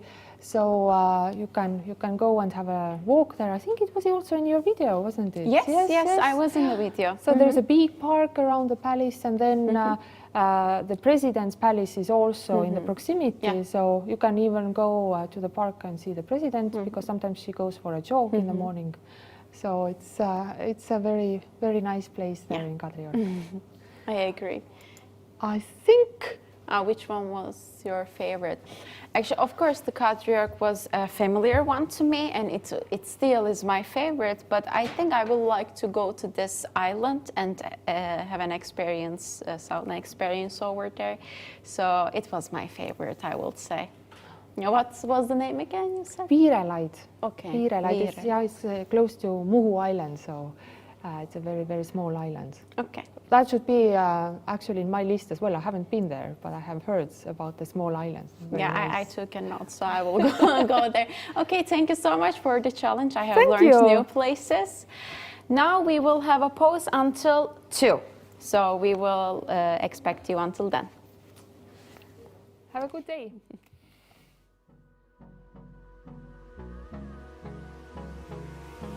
Hold me close till I get up. Time is barely on our side. I don't wanna waste what's left. The storms we chase are leading us, and love is all we'll ever trust. Yeah, no, I don't wanna waste what's left.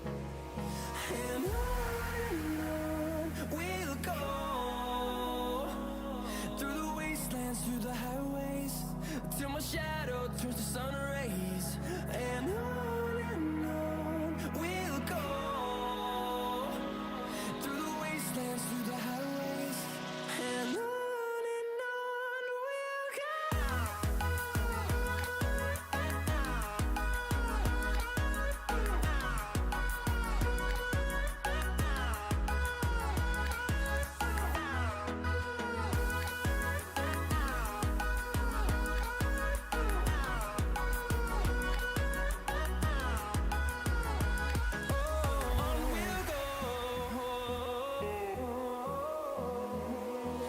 Finding life along the way, melodies we haven't played. No, I don't want no rest. Echoing around these walls, fighting to create a song. I don't wanna miss a beat. And on we'll go, through the wastelands, through the highways, till my shadow turns to sun rays. And on we'll go, through the wastelands, through the highways, and on we'll go.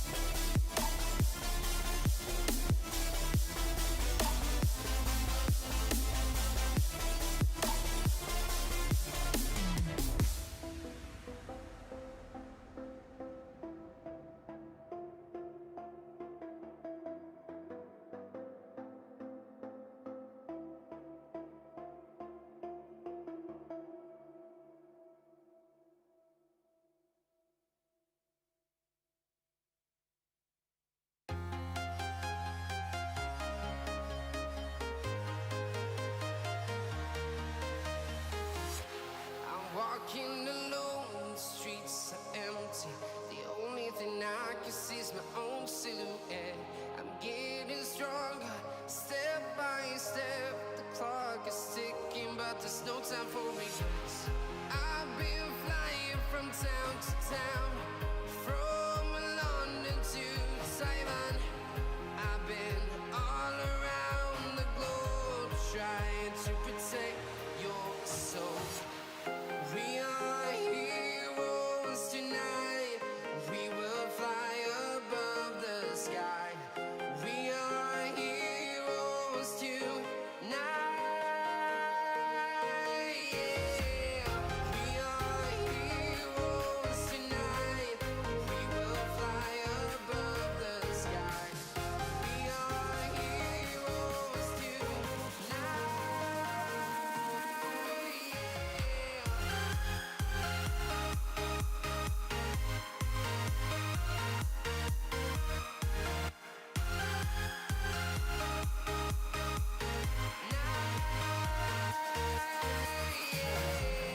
Feel like a dynamite, ready to explode right up in the sky. I need you to listen, I need you to hear, and don't show any fear. I've been flying from town to town, from London to Taiwan. I've been all around the globe, trying to protect your soul. We are heroes tonight. We will fly above the sky. We are heroes tonight. Yeah. We are heroes tonight. We will fly above the sky. We are heroes tonight.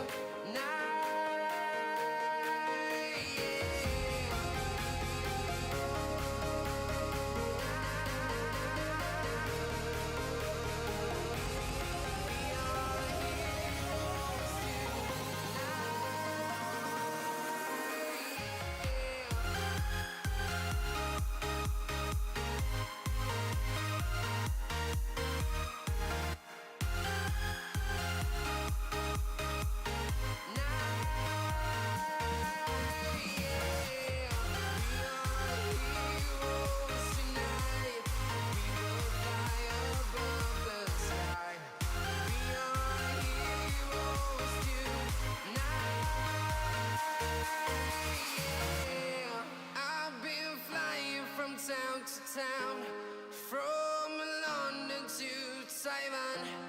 I've been all around the globe, trying to protect your soul.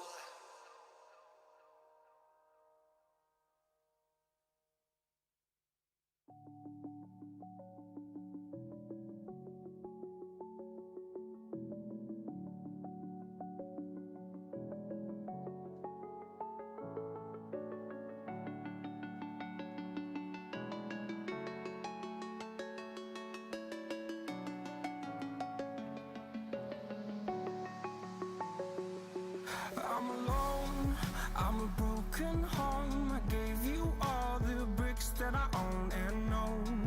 I'm letting go, I'm breaking these walls down, breaking these walls down. If you want adventure, then fly to home. But if you wanna travel, then go alone. Yeah, what's the point in us if I never know? Yeah, if you're gonna leave, I'ma let you go.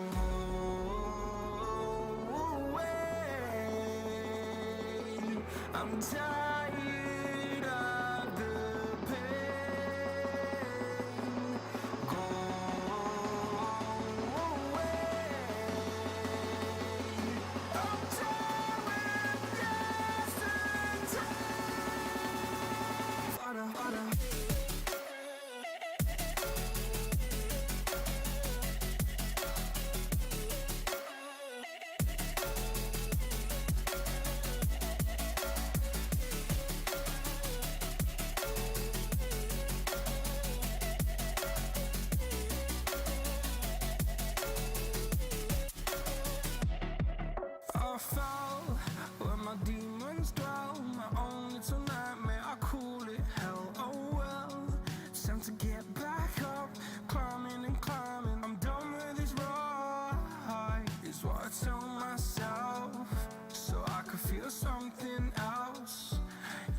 Yes, I had my bad days, but it doesn't mean I lost my style. Darling, where were you when my heart was on the ground?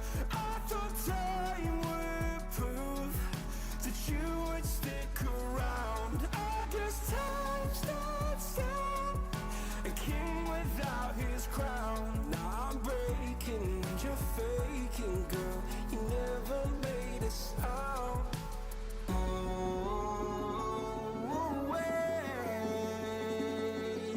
I'm tired of the pain. Go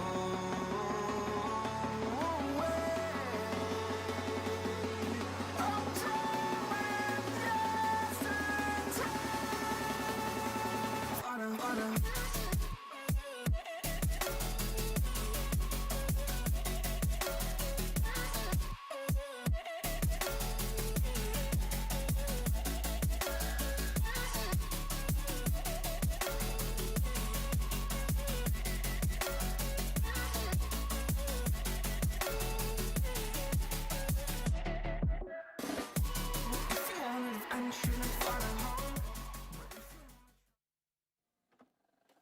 I just can't let you go.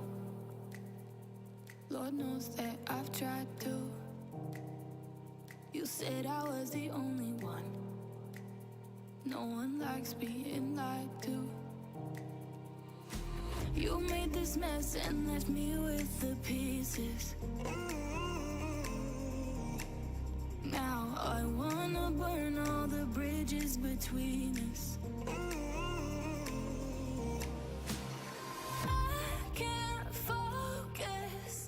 I can't forget. I've been thinking too much lately. I just need to clear my head. I just need to clear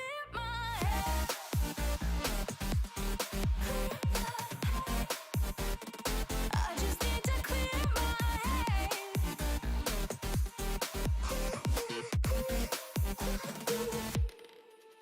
I've been stuck on your memory, but it's not like I need it. And you may have some history, but we don't have to repeat it. You made this mess and left me with the pieces. Now I'm gonna burn all the bridges between us. I can't focus. I can't forget. I've been thinking too much lately. I just need to clear my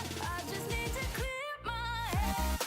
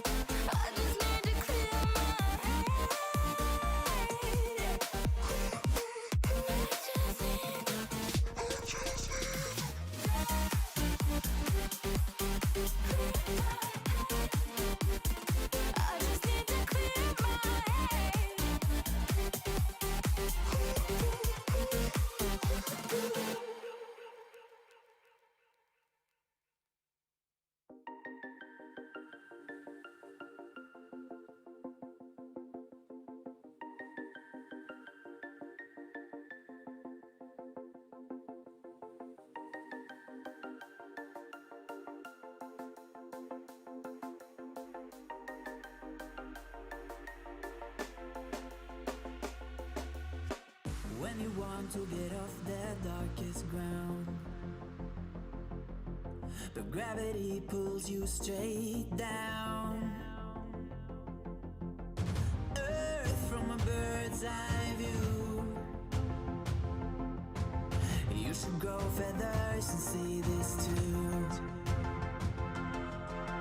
When you want to get off the darkest ground, but gravity pulls you straight down.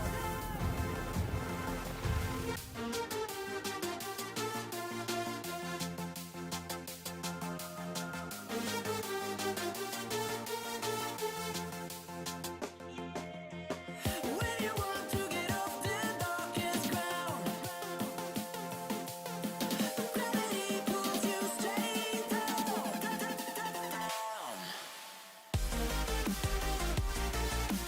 Clear sky.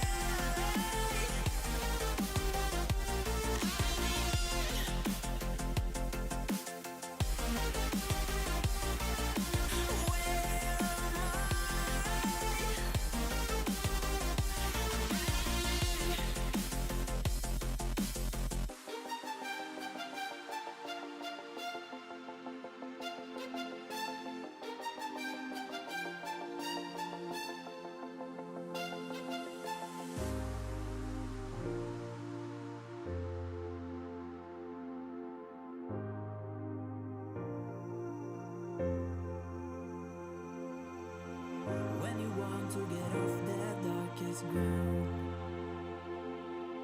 but gravity pulls you straight down. Earth from a bird's eye view. You should grow feathers and see this too. When you want to get off the darkest ground, but gravity pulls you straight down.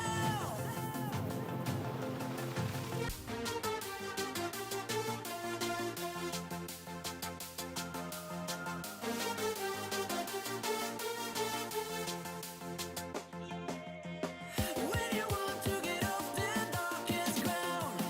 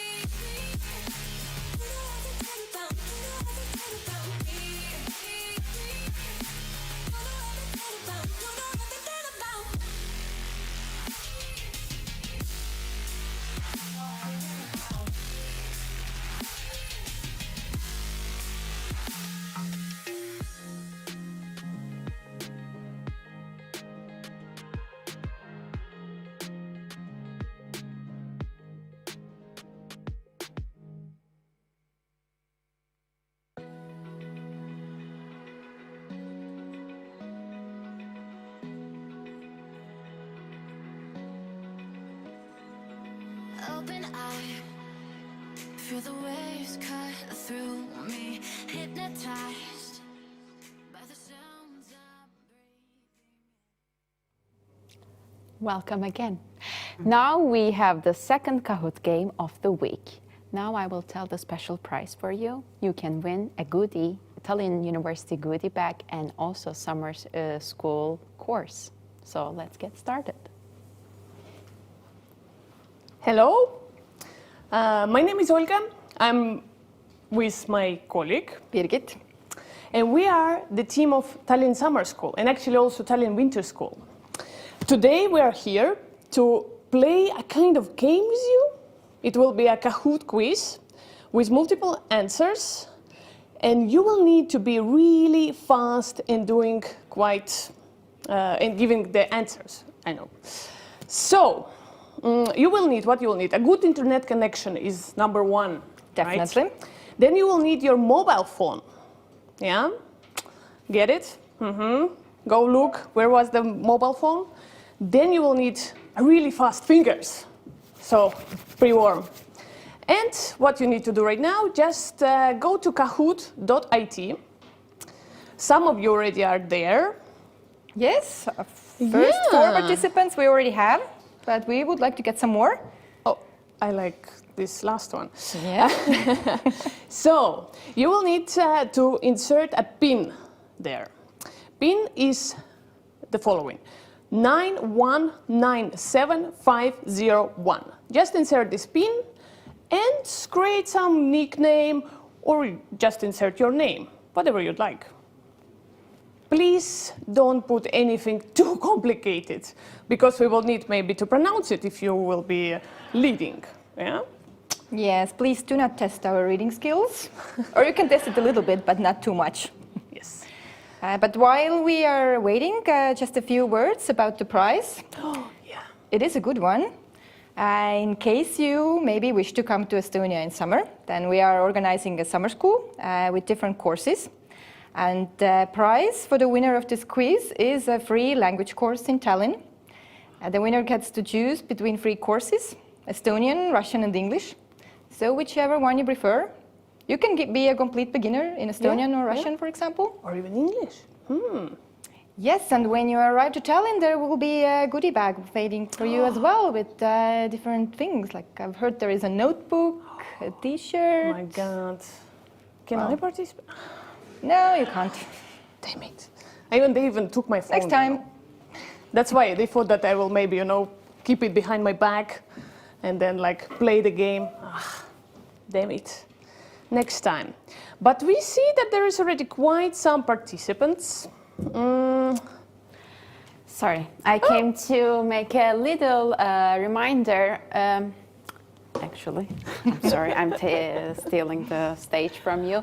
You can play this game only through Zoom, neither from YouTube nor Facebook. So good luck, guys. Yeah. This is an important remark. Yeah, that unfortunately Facebook and YouTube, they are a bit slow. I didn't say that, right? Well, let's hope that nobody important heard that. I mean, otherwise, Mark Zuckerberg. Your Facebook account might be shut down tomorrow. We'll see. So, shall we wait maybe a couple of seconds more? But I think we don't want to keep other guys waiting, right? Well, I will just say a few words that we talked about summer, but we also have a winter school. And this time we had an online winter school. At the moment, it's still taking place with one last course. But we had 83 participants from 30 countries. It was a good experience, but hopefully next year people can come to Tallinn and enjoy the snow, although it's melting at the moment. Yeah. But well, last winter we didn't have any snow at all. So. But we had winter school, so it's... Years are different. Yeah. And also, you can win the course, but you can also just join the course because the registration is open for everyone. So if you decide that, I didn't win the prize, for example, but I would like still to come to Tallinn, then just join. I'm sorry, I need to... You're welcome. It's very important reminder, only through Zoom, neither from YouTube nor Facebook, okay? Thank you. All right. So just remember, very important, just Zoom. Just Zoom. So we have 13 participants at the moment, so perhaps we should very slowly get started. Maybe we count really slowly, so the last people looking for their phones or looking for Zoom links can still join, right? So we Okay. count till 5, yeah? 10? Okay, you know, we count till 10. Let's count till We 10. do what we are told. Yeah, we're very, very nice people, you know. So, 10. 9. 8. What comes then? Wait. 7. 6. 5. 4. 3. 2. 1. We shall start. We shall start. Let's Whatever is start. going on. I mean, you can join us later. If basically this PIN number will be there forever. Forever and ever. We have 20 questions, so even if you join a bit later, you still have the chance to win. Yeah. So, ready or not? Here we go. There should be some nice sound like what's going on? 3, 2, 1. And the first question is, how old is the Estonian Republic? You know, maybe it's 99, maybe it's 100, maybe it's 202, or 202, Maybe it is. 102, maybe it is 105. I mean, probably not 202, because this option doesn't exist on the table. Most of you knew. Awesome. That's pretty good result. Yes, Estonia declared its independence on February 24th, 1918. So very soon, Estonia is going to be 103 years old. Wow. Usually we have a presidential reception and we all watch TV and comment on people and what they're wearing. Unfortunately, this is something that we probably won't be able to do this year, but there will be some other TV program that we could follow. Very sad. These epidemics, dislike. But let's see the scoreboard. What is it? Thank you, whoever I came to win. It is. I mean, I didn't come to win. I came here to present, but somebody came to win, and he's leading. So good job. You. What makes you say it's a he? Yeah. We don't know that. That's true. That's true. Nobody knows. Maybe it's she. Oh my God. Whoever it is, good job. Keep on good work. Let's see next question. True or false? Estonia's capital Tallinn is the best preserved medieval city in Northern Europe. What do you think? True or false? Only two options. It's either true or it's false. Well, it is a medieval city, that's for sure. I mean, look at the picture. Very nice. Is it well preserved? Or it's not well preserved? You knew it. Most of you, at least. Too easy. Too easy. We do have a lovely old town, like a city wall with towers, a small castle, and the streets with cobblestones, which are lovely. But choose your footwear. Yeah. Let's put it this way. And maybe do not go on bicycle, you know. So we're excited to see the leaderboard. And whoever came to win is still winning. Good job. Good job. But we'll see what the next question is. Maybe you will change the position. What color is on the top of Estonian flag? Is it white? Is it black? Is it blue? Or is it green? Estonian flag is a free color. Which one is on the top? Very interesting. There is some trick in the question as well. We will tell you later though. Most of you, again, knew that it's blue. Some of you probably thought that black is blue. Well, maybe we managed to trick at least some people. But the Estonian flag was first used in Tartu by a student organization already in 1881, and later it became the national flag of Estonia. There is also a poetic explanation for all the colors. Blue is for the blue sky above the native land, black for the attachment to the soil of the homeland, as well as the fate of Estonians. For centuries, black with worries, and white for purity, hard work, and commitment. So we are very hardworking people. Beautiful. Perfect. Very poetic, very poetic. So, let's see who is the winner right now. Oh! Some changes. Some changes. Some incognito is leading. But we'll see if it keeps this way, because we have 17 questions to go. And the next question is, what is the size of Estonia? I mean, we all know it's pretty small. Is it 45,000? Is it 50,000? Or is it 55,000? Or 60,000 square kilometers? Small, a bit bigger, or pretty large? Nobody knows. We will find out soon.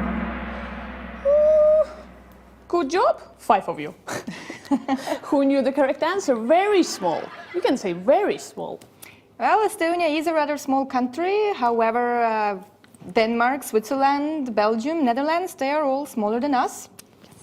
So we are definitely not the smallest country in Europe. Yes.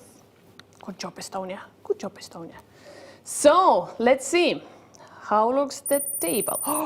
Wow, wow, wow! Love Tallinn is on fire and it's leading right now. Maybe he or she has been in Tallinn, that's why. No, for sure. I mean, if person loves Tallinn, probably you have been to Tallinn. You can love Tallinn without being here, right? It might be like a dream. Do you love Tallinn? You're from Tartu. Don't tell anyone I'm from Tartu. I love Tartu, I need to admit. So my nickname would be Love Tartu. Next time when we have a quiz for you. Yes. So, let's see next question. Estonia is a Finno-Ugric language. Which of the followings doesn't belong to this group? Is it Mansi, Hungarian, Finnish, or Urdu? Very tough questions, very interesting. You know, Finno-Ugric group. Which one of these ones doesn't belong? A lot of people thought it's Mansi, but it is Urdu. Well, I can understand it's difficult to know all the Finno-Ugric languages, as there are quite a few. Hungarian, Finnish, and Estonian are the ones with most speakers. But Urdu is a national language of Pakistan. So Nice nothing to to do know. with Finno-Ugric languages. Very nice to know. All right, the scoreboard is... There are changes all the time. It's interesting for us, at least. So competitive. Wow. Bibi, I would pronounce this, is on fire and is leading right now. All right, Bibi actually has 5 correct answers in a row. We'll see how it continues. Let's see next question. How many islands are there in Estonia? Is it as little as 12? Or maybe over 300? Or maybe over 2,000? Or even over 3,000? Who knows? I mean, Birgit knows for sure. I do know the answer to that question. I've seen that question before, I must admit. All right. That seems to be the most difficult question, at least so far. But it's true, Estonia has quite a few islands. Some of those are a bit bigger, but some are really small. They are usually not very far away from the coastline, so it's rather easy to get there. They are lovely places for hiking and camping and enjoying seafood. So we definitely recommend visiting the islands if you have a chance. Yeah, so peaceful, so beautiful. Definitely go if you have a chance. And what is the scoreboard? Bibi is holding his or her position, but Dr. TSS is right behind. I'm like, who is this doctor? Do we know? Unfortunately, there are no pictures nearby, you know? Otherwise, you could say like, oh, this guy I know, it's my friend. But no, maybe it's just some professional in Tallinn summer school. Might be. Someone who has a PhD and is very smart. Ah, might be, might be. So, let's see next question. What is the national bird of Estonia? Is it a pigeon? Is it a sparrow? Is it an eagle? Or is it a swallow? Who knows? These such a nice birds. All these birds exist in Estonia. But which one is the nation? It's a swallow. Most people knew it. I don't know if you noticed or if anybody noticed, but I'm actually wearing a hint here. So if you don't know what a swallow looks like, then that's the way it looks. These are pretty common birds in Estonia, and they can even build a nest inside a house. Also, a fun fact, or I don't know how funny it is, but for example, all the Estonians, they believe that if you see a swallow flying, and it's flying really close to the earth, you know what it means? It will be raining. We should check. I don't know actually if it's true. I think it's actually true. Yeah, probably the pressure, I don't know. But Olga, do you know what is the national flower of Estonia? Popcorn flower. Oh, almost. Blue cornflower, but it's almost true. Aye, blue cornflower, right. Did you know That's that close. we also have a national stone? It's grey limestone. Yeah, I actually And knew. we have a national fish, Baltic herring. Yeah, I knew it all. I mean, of course I knew.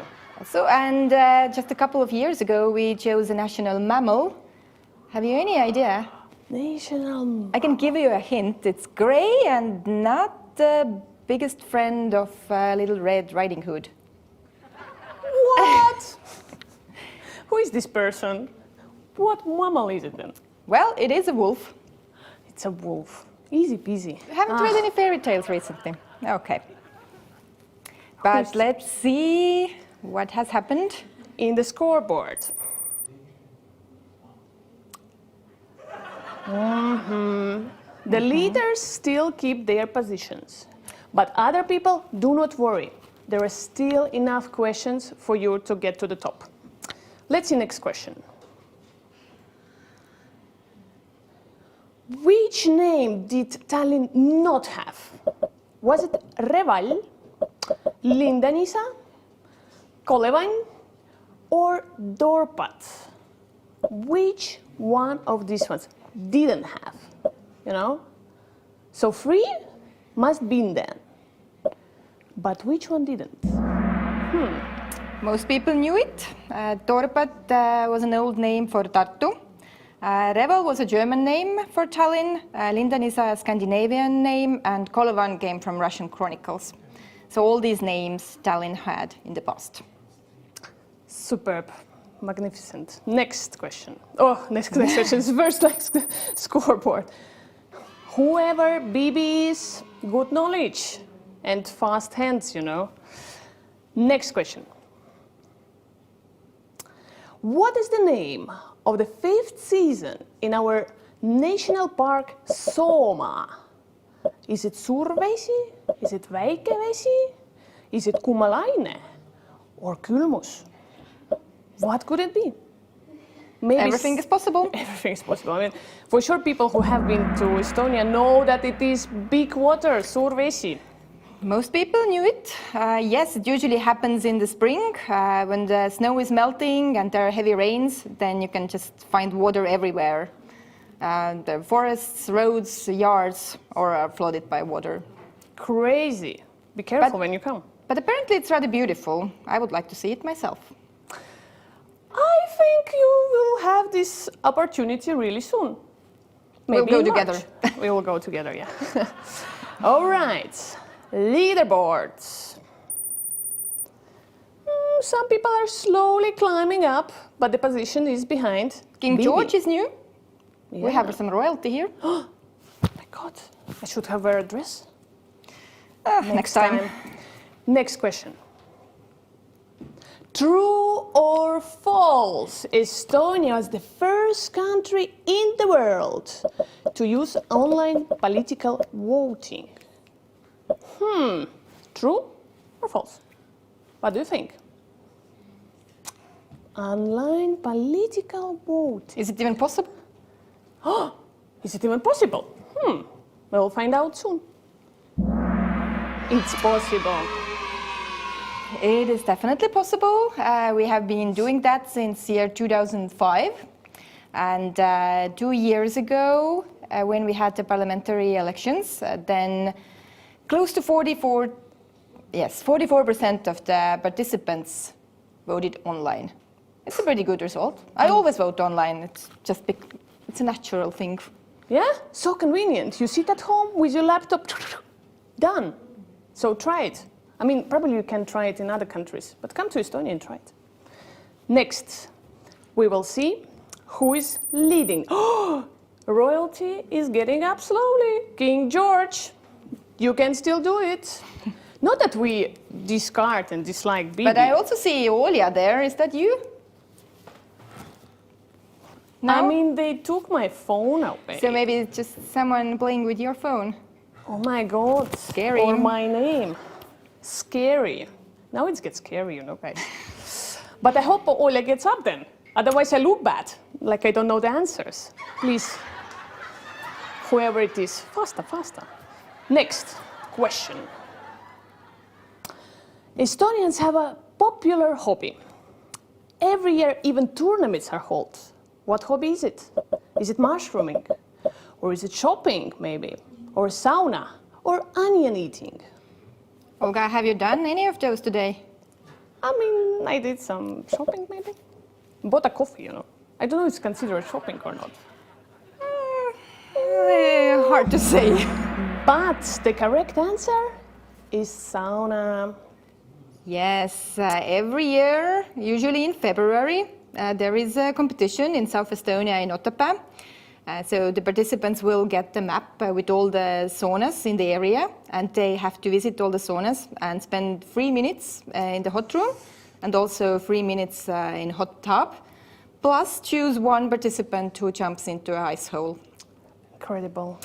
But I think it's a fun event. People dress up and have fun there. Yeah, even if I remember correctly, last year it was so popular that it was covered in a lot of newspapers abroad. So we're getting famous by this. Maybe we're just crazy. It attracts attention. Yeah, probably all other countries are like, what are they doing? Competition in sauna. But let's check who is leading.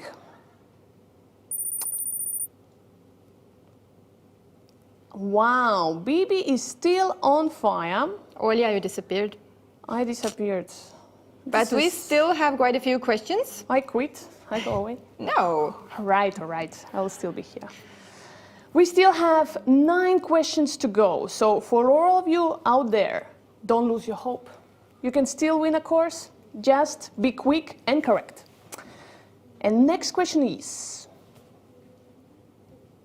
what is the national epic? Is it Kalevala? Is it Kalevipoeg? Is it Kevade? Or is it Lapse sünd? National epic of Estonia, of course. We're talking here about Estonia. What might it be?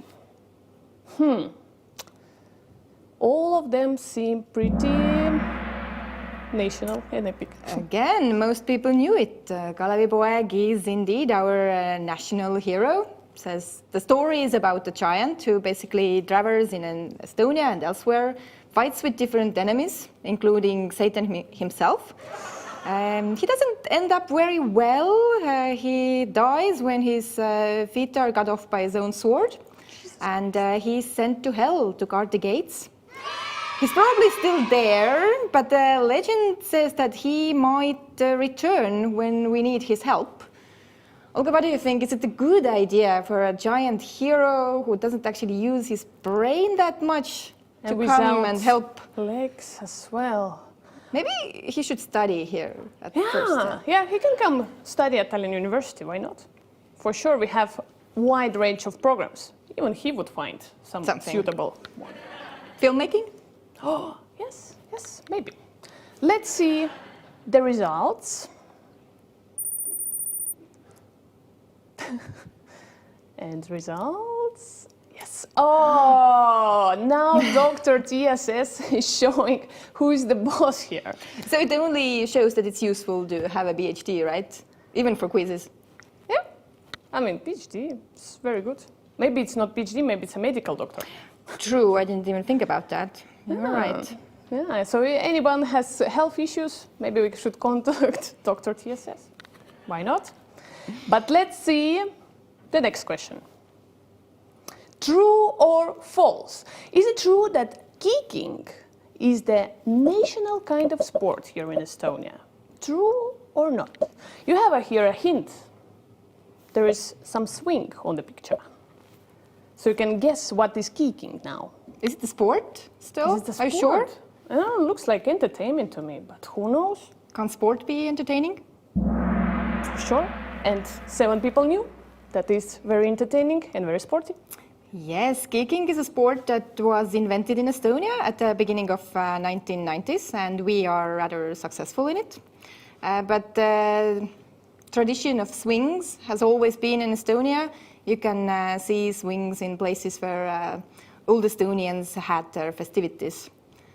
It's something fun to do. All right. Just don't fall from the swing. Are we successful because we invented it? Probably. Let's not answer this question. You should only invent successful things, right?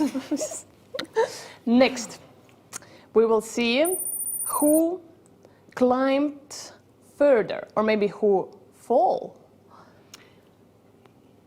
BB holds the position and Dr. TSS also still there, but now we have 2 people actively climbing up. Good luck to you guys. Good luck. We still have a few questions, so let's see how it goes. Yeah. The next question is, what is hello in Estonian? Is it aitäh? Is it hästi? Is it tere? Or is it tänan? I mean, both can be waved, probably. All words exist in Estonian. For that sure, we can yeah. say. That we can say for sure. That's all correct. Nothing was created specially. Yeah, most of you knew it. Yes. Hello is tere. Aitäh and tänan mean thank you. Hästi means all right or well. Very well. All right. Let's see the leaderboard. Let's see how quick you were. King George improved his score. We'll see how it goes further. I see that Incognito is also back in action and already got 3 correct answers, but yet didn't reach the top 5. So good luck to you, Incognito. Next question. True or false? Estonia is one of the least religious countries in the world. Least religious. Is it true or is it false? Who knows? A lot of people already answered. Probably they know if it's true or is it false. Wow, this is so easy question. They all knew it. Yes, that is true. According to some research, only 14% of the Estonians consider themselves to be religious. But we are not the least religious country in the world. Apparently, China and Japan are even less religious than us. Crazy. Next, let's see. Who knew? Everyone all knew. knew. But who was the fastest? Kyung-hae was really quick. Good job. Good job. All right. Let's see next question. Who is in the picture? Is it a rector of Tallinn University? Maybe it's president? Ha! Most of you knew before I could even tell. It's Prime Minister.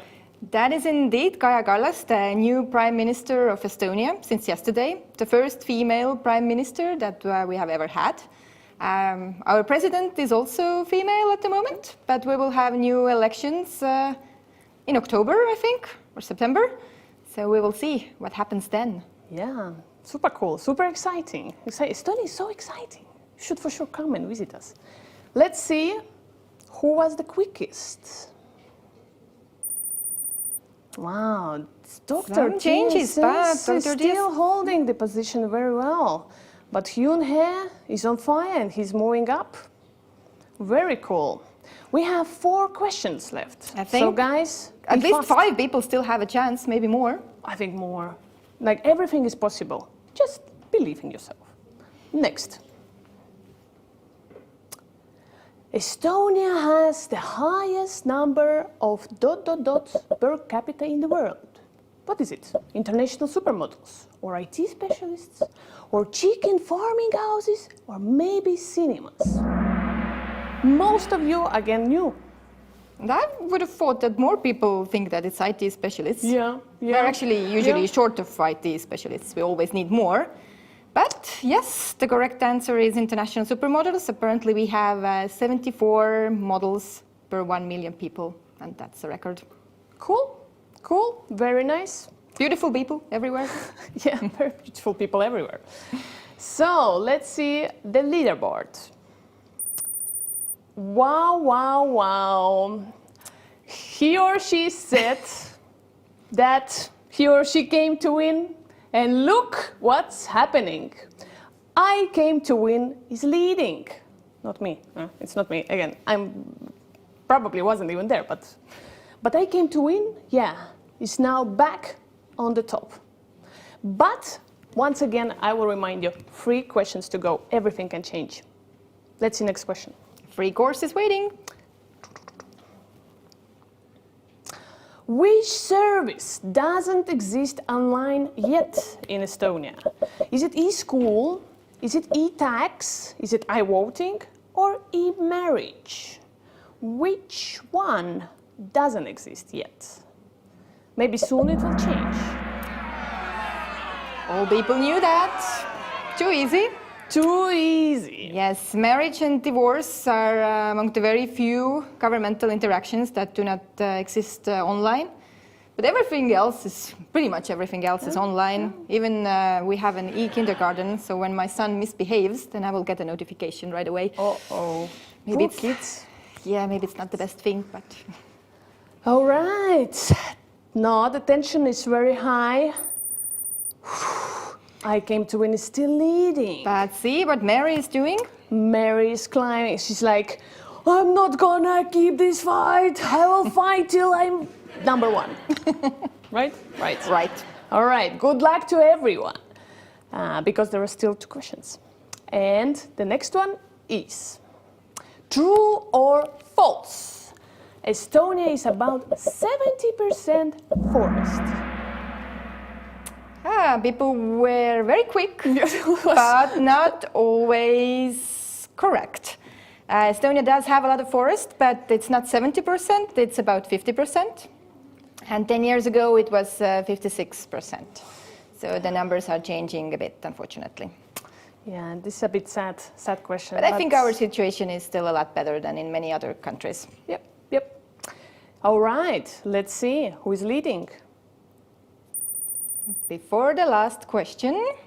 Love Tallinn climbed a bit higher, but I came to win is still there. So right now will be the moment of truth. Be quick. Last question, guys. Now be really quick and really precise, really to the point. Yeah? You ready? Let's do it. Which of these is Estonians' national bread? Is it white bread, rye bread, oat bread, or pizza? What is it? Come on, guys. I can see you can do it. Yeah, wow. Okay, most people knew Most it. knew. Rye has been cultivated in Estonia for over 1,000 years. And in the Middle Ages, Estonia was one of the main rye exporters across Europe. And, Olga, you do know what I'm going to say. Next time you're visiting, I'm making the rye bread soup. Yes, we do make rye bread soup. You can add some apples and some raisins, and even though children hate it, sometimes they like it later. I mean, guys, if you come to Estonian restaurant, do not ask for it first. Come on, Olga, I can make it so that my son eats it, so... Let's focus back on you participants and see who What happened? won. Let's see who won. Drum roll.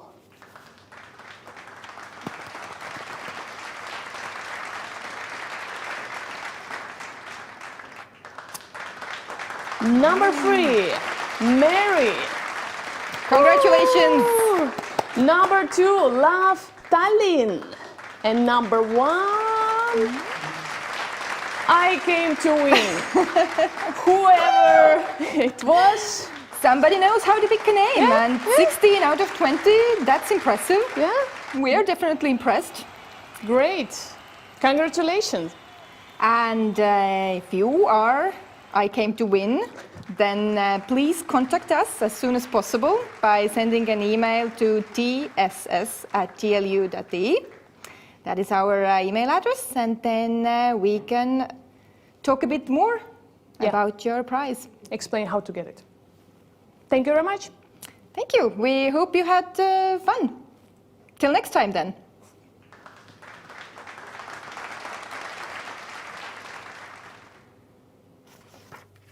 Oh, hi. I was trying to extend my knowledge, but it was Estonian anyway. But thank you for participating today. It was very enjoyable and what we did, and I hope you learned something at least. Tomorrow we will be talking about digital technology, so stay tuned and hope to see you again.